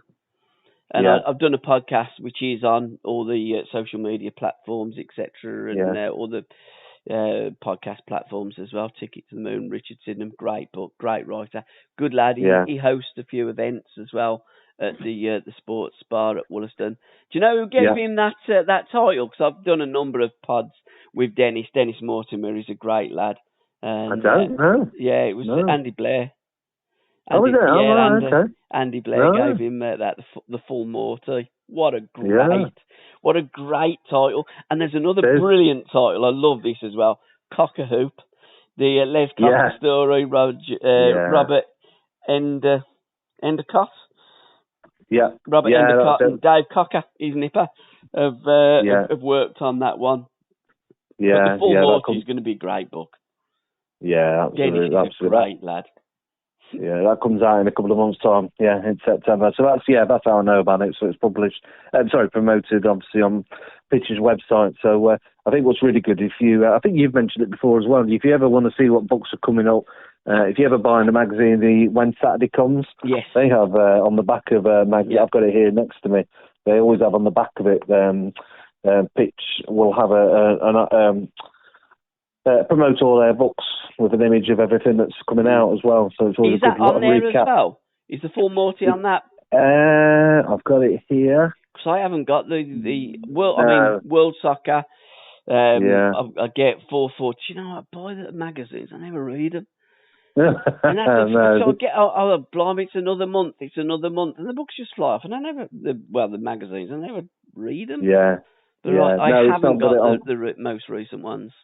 No, it's not got it on here. I think this is looking at the back. It looks more recent, around May, June, and maybe July. It's got Les Cocker Hoop on the back, but I think it'll probably be on the next one, on next month's when Saturday comes. Yeah, so great books from Pitch. So. And can I link that to another one then? Actually, on the Pitch as we're talking about. You can link anything you like. So I was sent. It's called, I think I might have mentioned it at our last broadcast, but it's Brawls, Bribes and Broken Dreams. It's how Dundee almost won the European Cup. So it's written by Graham Strachan. It's written, forward by the great Patrick Barclay. Yeah. And it's when they Dundee were the punch-drunk underdogs when they chased European Cup glory after winning the league in 1962. AC Milan, Benfica and Real Madrid were at the peak of their powers, and Ipswich would represent England after they won the league under Ralph Ramsey. Dundee were about to enter a new world of glamour, so it talks about how, it's just one of these remarkable, again, I use the phrase Cinderella story, again, one that's just, a great read, certainly for fans of a bit of nostalgia, let's say. And who would have thought Dundee would have ever got that close? Gilly would have played for them in them days, wouldn't he? Yes, yeah. Like Alan Gilzine. Yeah, and Paddy Barclay is a big Dundee supporter. Dens Park, isn't it? Dundee. Yeah. Because then you got Tannadice over the road at Dundee, literally over the road at Dundee United. Literally. Yeah, absolutely. Literally around the corner, isn't it? So, but that come out. It's a couple of months now. Back in May, that come out. So, another interesting story out from them. I'm looking at another book. Hold on, just to interrupt you there, briefly. Yeah. So Matt Busby, the man who made a football club, Paddy Barclay. Yeah. His book. Yeah. So that's jumping out. Just dropped it as well, but there you go. I'm trying to jumped out and fell over. I'm trying to multitask. I'm so glad that's a paperback. Yeah. But what a great writer Paddy Barclay is. His knowledge. Yeah. All these writers, they're just so cool, so intelligent, so knowledgeable. Makes you sick, doesn't it? Yeah, it does. He's wrote some great books. Not just a Matt Busby. He did one on the Lifetimes of Herbert Chapman. I remember reading that. I've got that book, not read it. Yeah. I've got it. No, great front cover on there. I love the front covers of all my books. So you'll have to look inside from time to time, But anyway, it's a great one, that about Herbert Chapman. So he was obviously the boss of the old Concrete Arsenal team, was it, in 1930s, before that, Huddersfield. Yeah. Another book, Eddie Hapgood, by his daughter. Eddie played in that team, didn't he? The 30s Arsenal. Yeah. I've not read that book, I must admit myself, but I've seen it. No, yeah, I haven't got it neither, I have to say. Yeah, so his daughter Lynn Hapgood, off my top of my head memory, I think it is. It's her name's certainly Hapgood. Yeah, yes, definitely Hapgood. Yeah, that's correct. Well, you would, wouldn't you? I mean, even if you got married, you would just keep that name because, it's a great name. you know, if your dad's a legend like that, you don't want to lose that name, do you? But we did talk about Johan Cruyff earlier. There's another book, Always on the Attack, by Uki Koch. Yeah. I don't know how you say it, but it's Koch. Yeah, that came out again, I think it was a couple of months ago, I think it was, wasn't it? How do you pronounce the fella's name, Andy? I'm going to go with either Koch or Koch, one of them. So, K-O-K. Yeah, I think it is, yeah. I know he's a very well-known, very established football writer, obviously from the Netherlands. So, but it's not a book I've come across, but I've seen great reviews of it.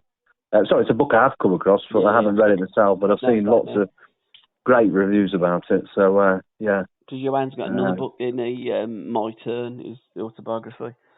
Yeah, I enjoyed that myself. Yeah, Hudson did as well. Already read it twice. I ain't read it once yet. I've got it again.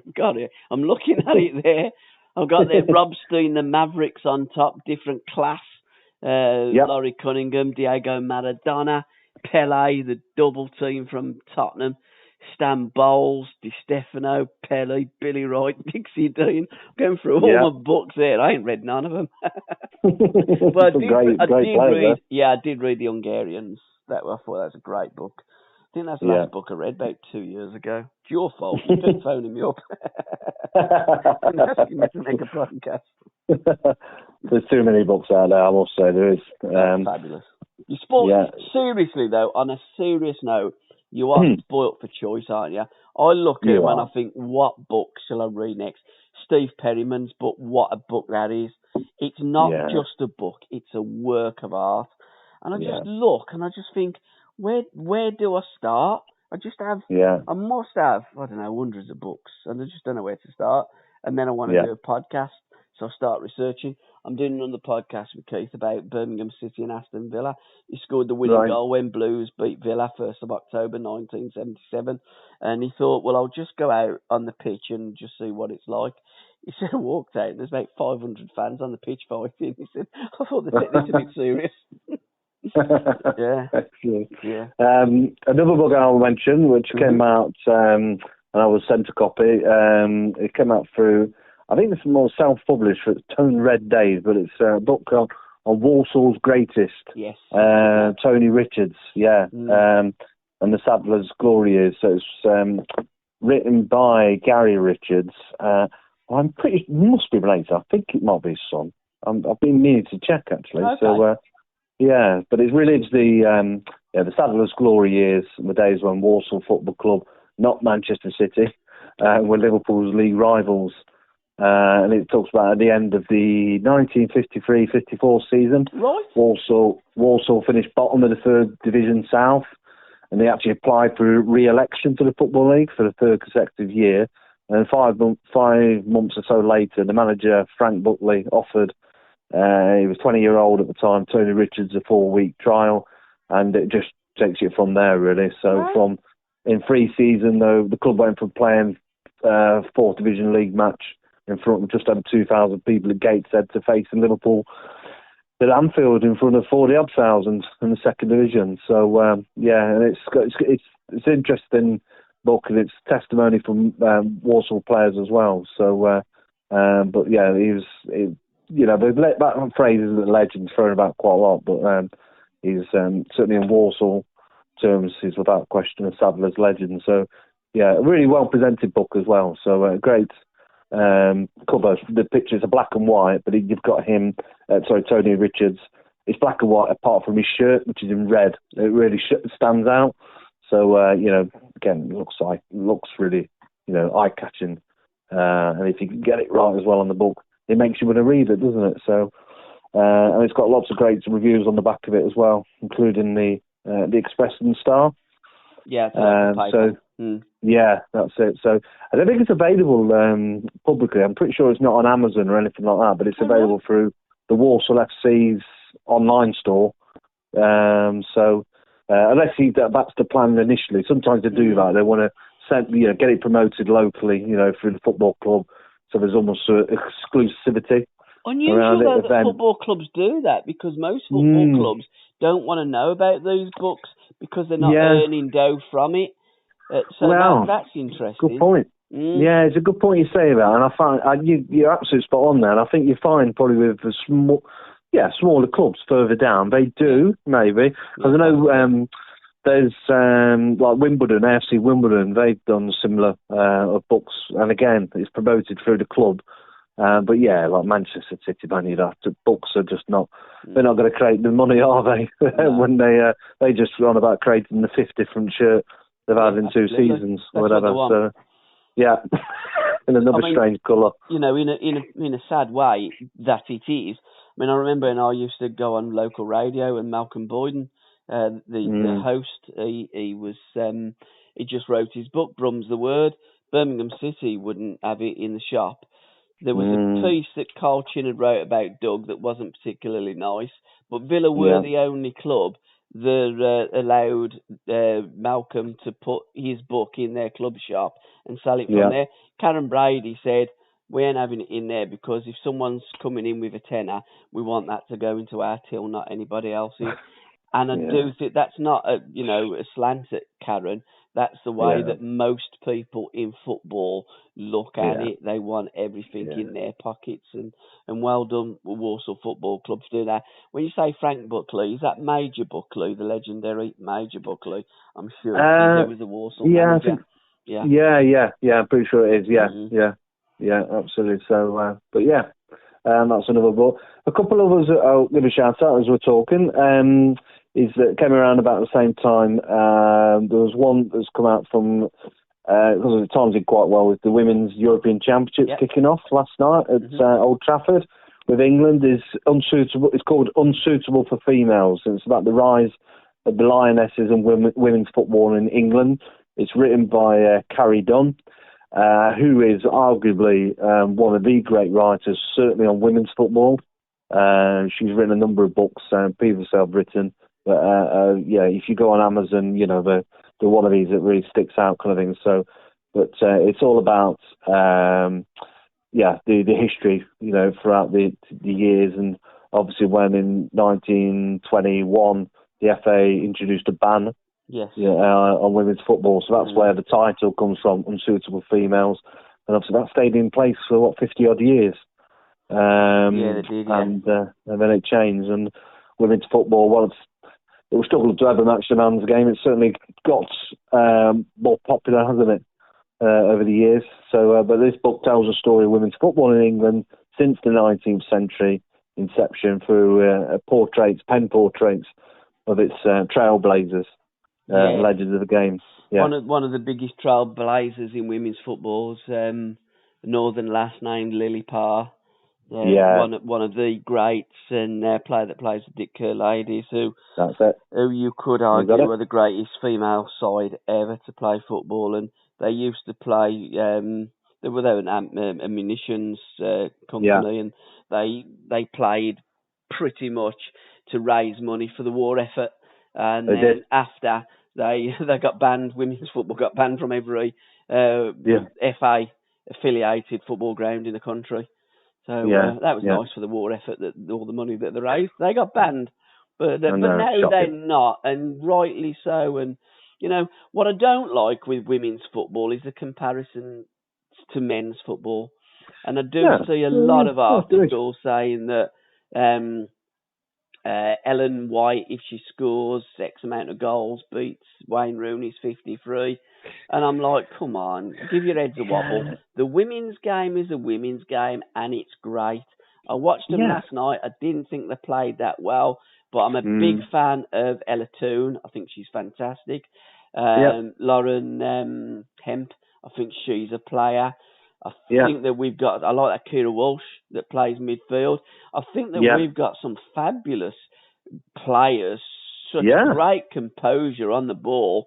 Absolutely. Georgia Stanway, I thought she looks a player.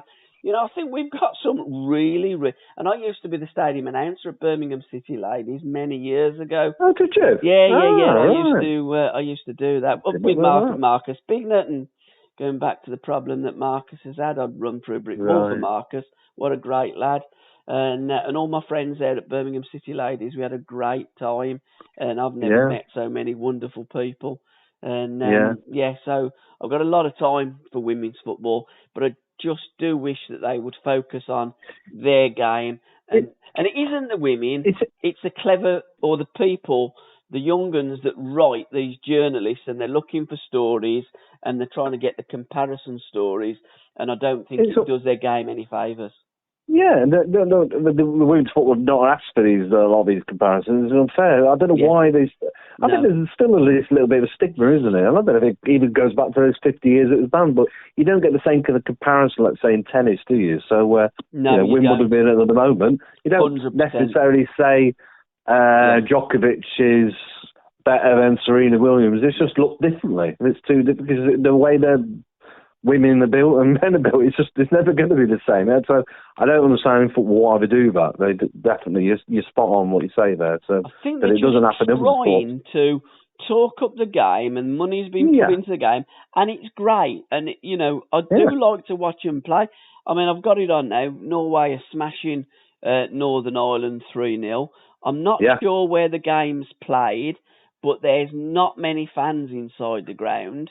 So women's football, apart from England and some of the bigger teams in their own nations, can't command the same amount of fans as the men's game.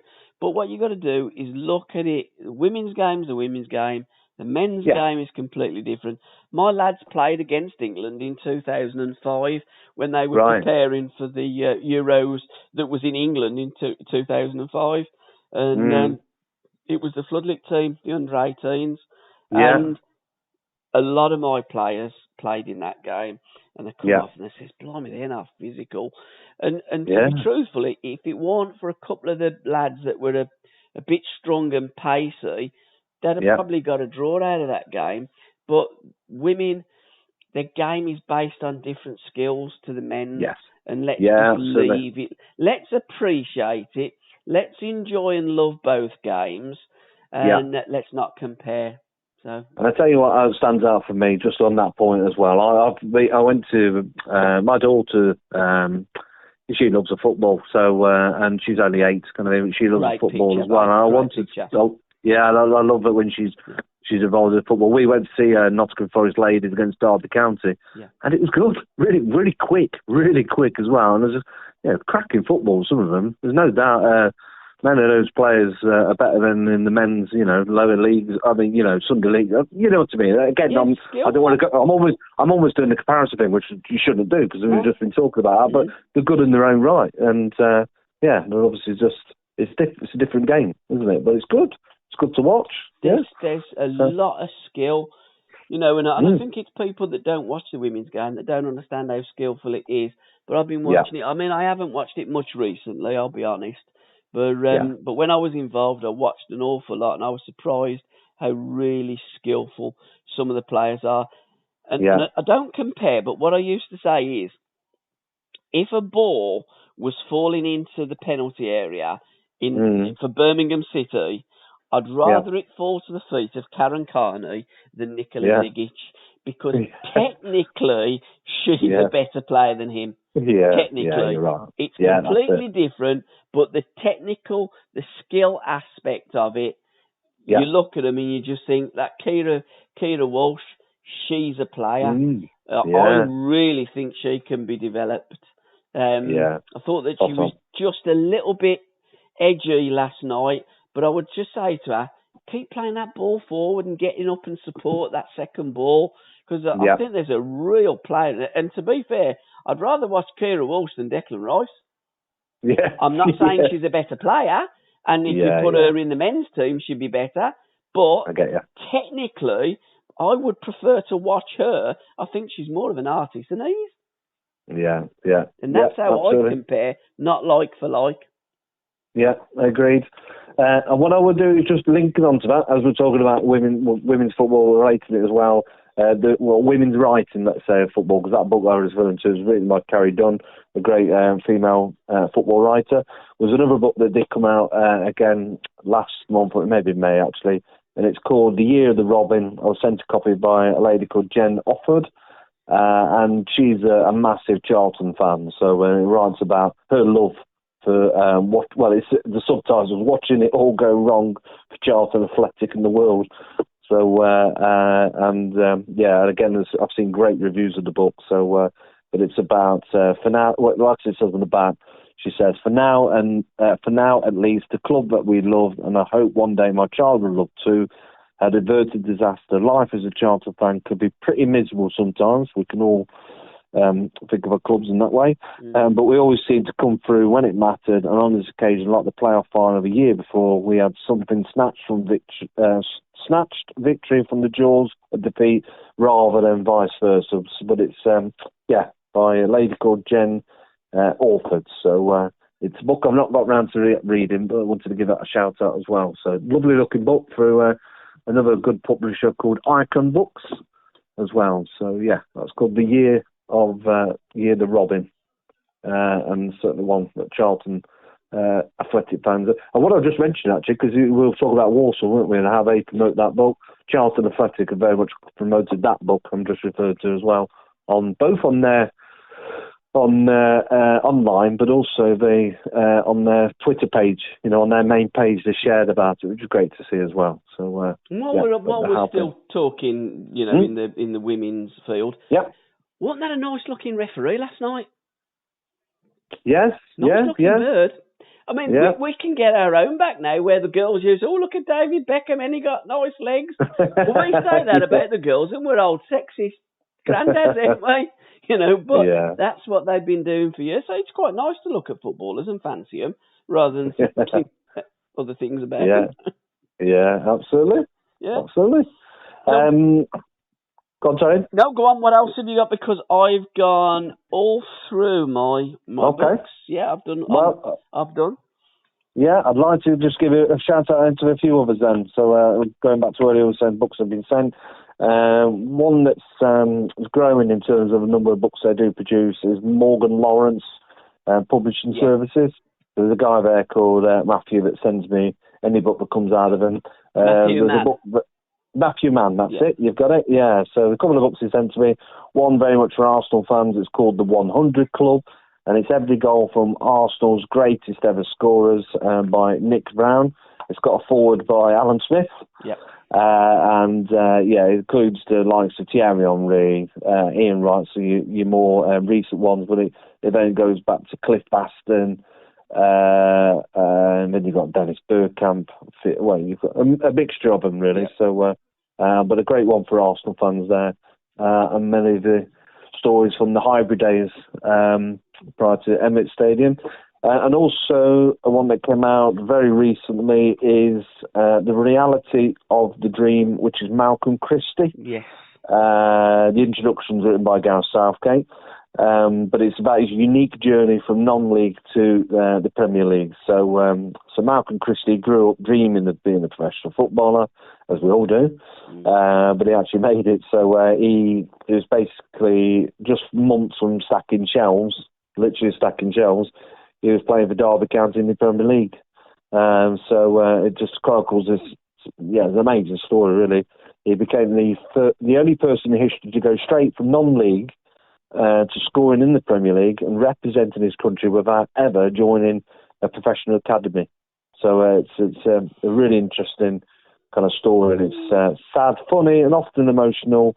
It's a unique tale. So but that's what it says in here. Yeah, he's... Gary Burles must have had a similar journey, Okay. Yeah, Premier League, I get that. But didn't Gary play for Long Eaton? And he won at Forest Long, and then he played in the game, European Cup game against Liverpool. I think that was his debut, and he scored, didn't he? So I think Gary might have been similar. Yeah, I wonder if the difference is, I'm not sure, did Gary Burles play in any kind of academy or anything like that? I think the difference is, this is the Premier League, and before the Premier League with the Football League, they forget all about their stories. Yeah, I think agreed. that probably happens. I think that, it's a great story, it's a great journey, but I don't think it's pretty. I mean, it might be unique in terms of Premier League, but got an idea. Agreed. I mean, okay, Jamie Vardy was at Fleetwood, wasn't he? But he was going to go and be a holiday rep, wasn't he? And then decided that he was going to stay at Leicester. Yeah. No, he definitely, going back to Gary Dirtles, I know that, he definitely started at Long Eaton, didn't he? Yeah, he did, Yeah, 100%. So, because I think Forest signed for him, it was something like £2,000, wasn't it? Something ridiculous, because Clough had done something similar with Nigel Jempson. Didn't his news agent say, go and have a look at this lad, Jempson? Yeah. And then Clough said, I'll go and have a look at him, Peter, let's go and have a... And Cloughy would do that, because if somebody told Brian of a player, he would go and have a look at him. Whereas, Alan Hudson's dad told Bobby Robson about Ian Hutchinson. He'd watched him play against Alan's brother John, and he was playing for Burton, Hutch, and Bobby Robson didn't take any notice, and then eventually Hutch signed for Chelsea. But there are some managers that would listen and go and watch. Cloughy, prime example, and others that wouldn't. But we're all different, and managements are different. But I think we might find that Gary's journey was very similar to Malcolm's. Bit of a research out there for listeners. So look into that as well. But, or I could do, story. I could do a Legends of the 70s with Gary Birtles, and I've got John McGovern's number, and I could ask Gary. Yeah, that's it, absolutely. And the last book I want to give a shout out to, this was independently published. This author's also had books through Pitch Publishing as well. It's called Jim. The name is Jim Keown. He's a massive Everton fan. He wrote a number of one of the great books of, it's a couple of years back now, How to Run a Football Club. But he's written loads of Everton stuff as well. But this particular book it's an updated version of a book he'd done before. It's called Post-Punk Football. And what Jim is, what it's written about is very much about the state of football, how it's changed in modern football. You will be definitely nodding away as you read this book. So it's basically the rise of supporter power. The rise of the big clubs and how the game's change and what have you. But what it does would refer to is the likes of like the FC United of Manchester and FC Wimbledon have been formed through supporter groups, etc. Trying to do something different really to the global dominance. I quite like the football club talking to the fans, engaging with the fans.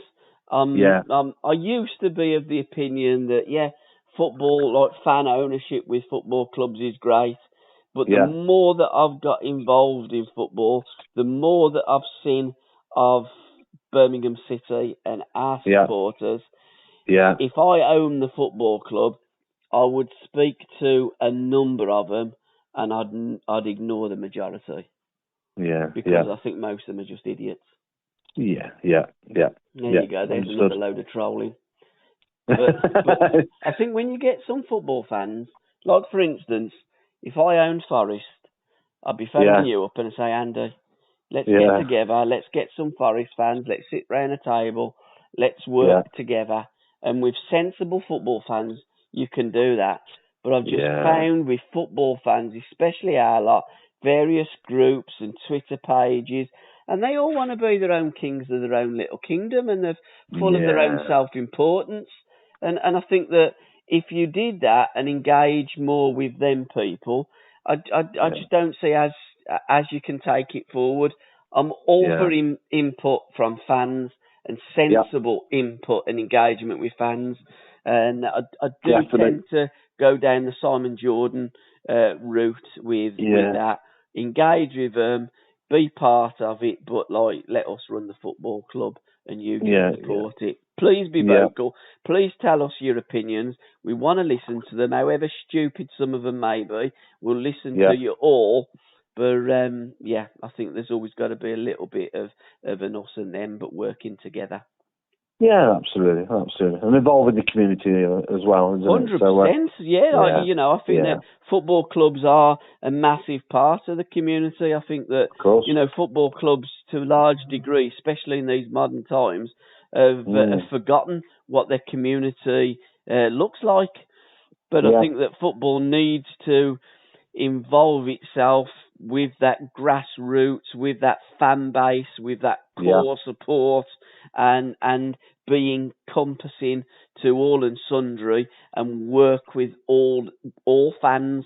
But again, as I say, from what I've experienced, there are some that I certainly wouldn't be engaging with, because I think they're idiots. And every club has them, don't they, Paul? So, this is the problem. All the football clubs, my club is no different to any other football club. So if it's happening at Birmingham, it happens at Villa, it happens at Nottingham Forest and at Derby and that. So what you do is you just take the good ones, and there are so many brilliant ones. And again, I know, and I think it's easily or very easy to obtain the intelligent input from fans. It's not that difficult to discover who's the decent ones and who's the ones that are just looking to whether it be feather their own nest or make a name for themselves, or I don't know what their agendas are, but there's lots of them with hidden agendas, and I think that's a bit of real football fans. They see I'm a big Forest fan kind of thing, but I love football in general. I've got Derby County are big rivals, and a bit like them going through their troubles now. I'm glad they've got an owner. I'm glad they're not going to go out of existence. That'd be awful. Tony G, of course, about going out of existence. No one really, proper football fans don't want to see that. You want to play the likes of Derby County. I don't want to play them for a good few years. Yeah. Don't get me wrong, kind of thing. Because unless they do get promoted to the Premier League, because hopefully we stay there now. Yeah. But you know what I mean, the principle of it. So you're just, you're football fans, aren't you, in general? So whether it's your rivals or not. Yeah, keep your passion, keep your rivalry, keep all that. Let's have your input. But let's have, sensible input and, engage with sensible people. Yeah, absolutely. There you go. Is there any more books, sir, that you would like to give a mention before we lock up? No, that's me. So another great time. Hopefully that's provided some people ideas out there. So there's plenty more to come over the next few months, and certainly that build up to the World Cup. I know we touched on quite a few of them there, but there's some great material that's going to be coming out in the next few months. Hopefully that's given a few ideas, and happy reading everyone out there. So there's certainly plenty to choose from. Absolutely, and a lot of happy reading around the pool with a few sherbets as well.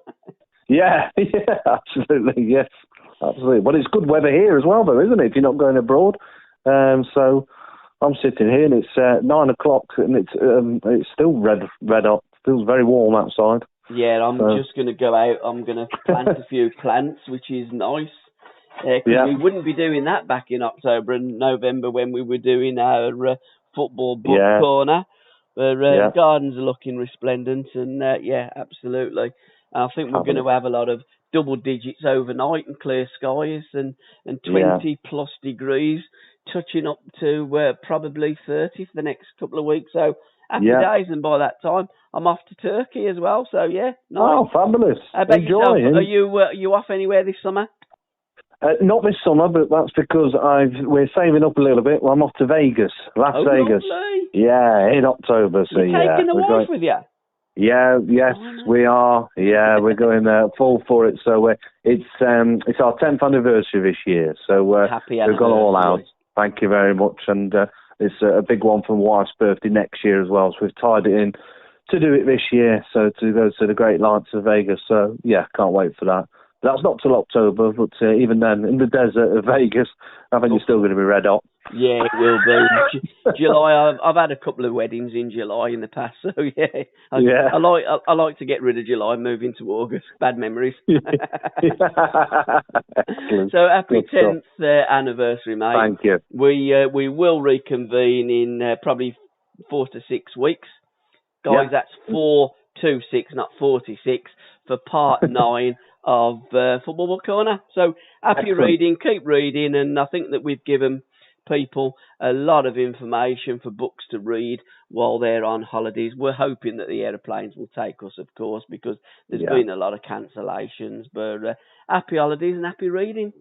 See you soon. Happy reading all. Take care. All the best, Paul. Cheers, pal. Till a bit. Thanks for listening. Bye-bye. Bye. Bye-bye. Bye-bye. Bye.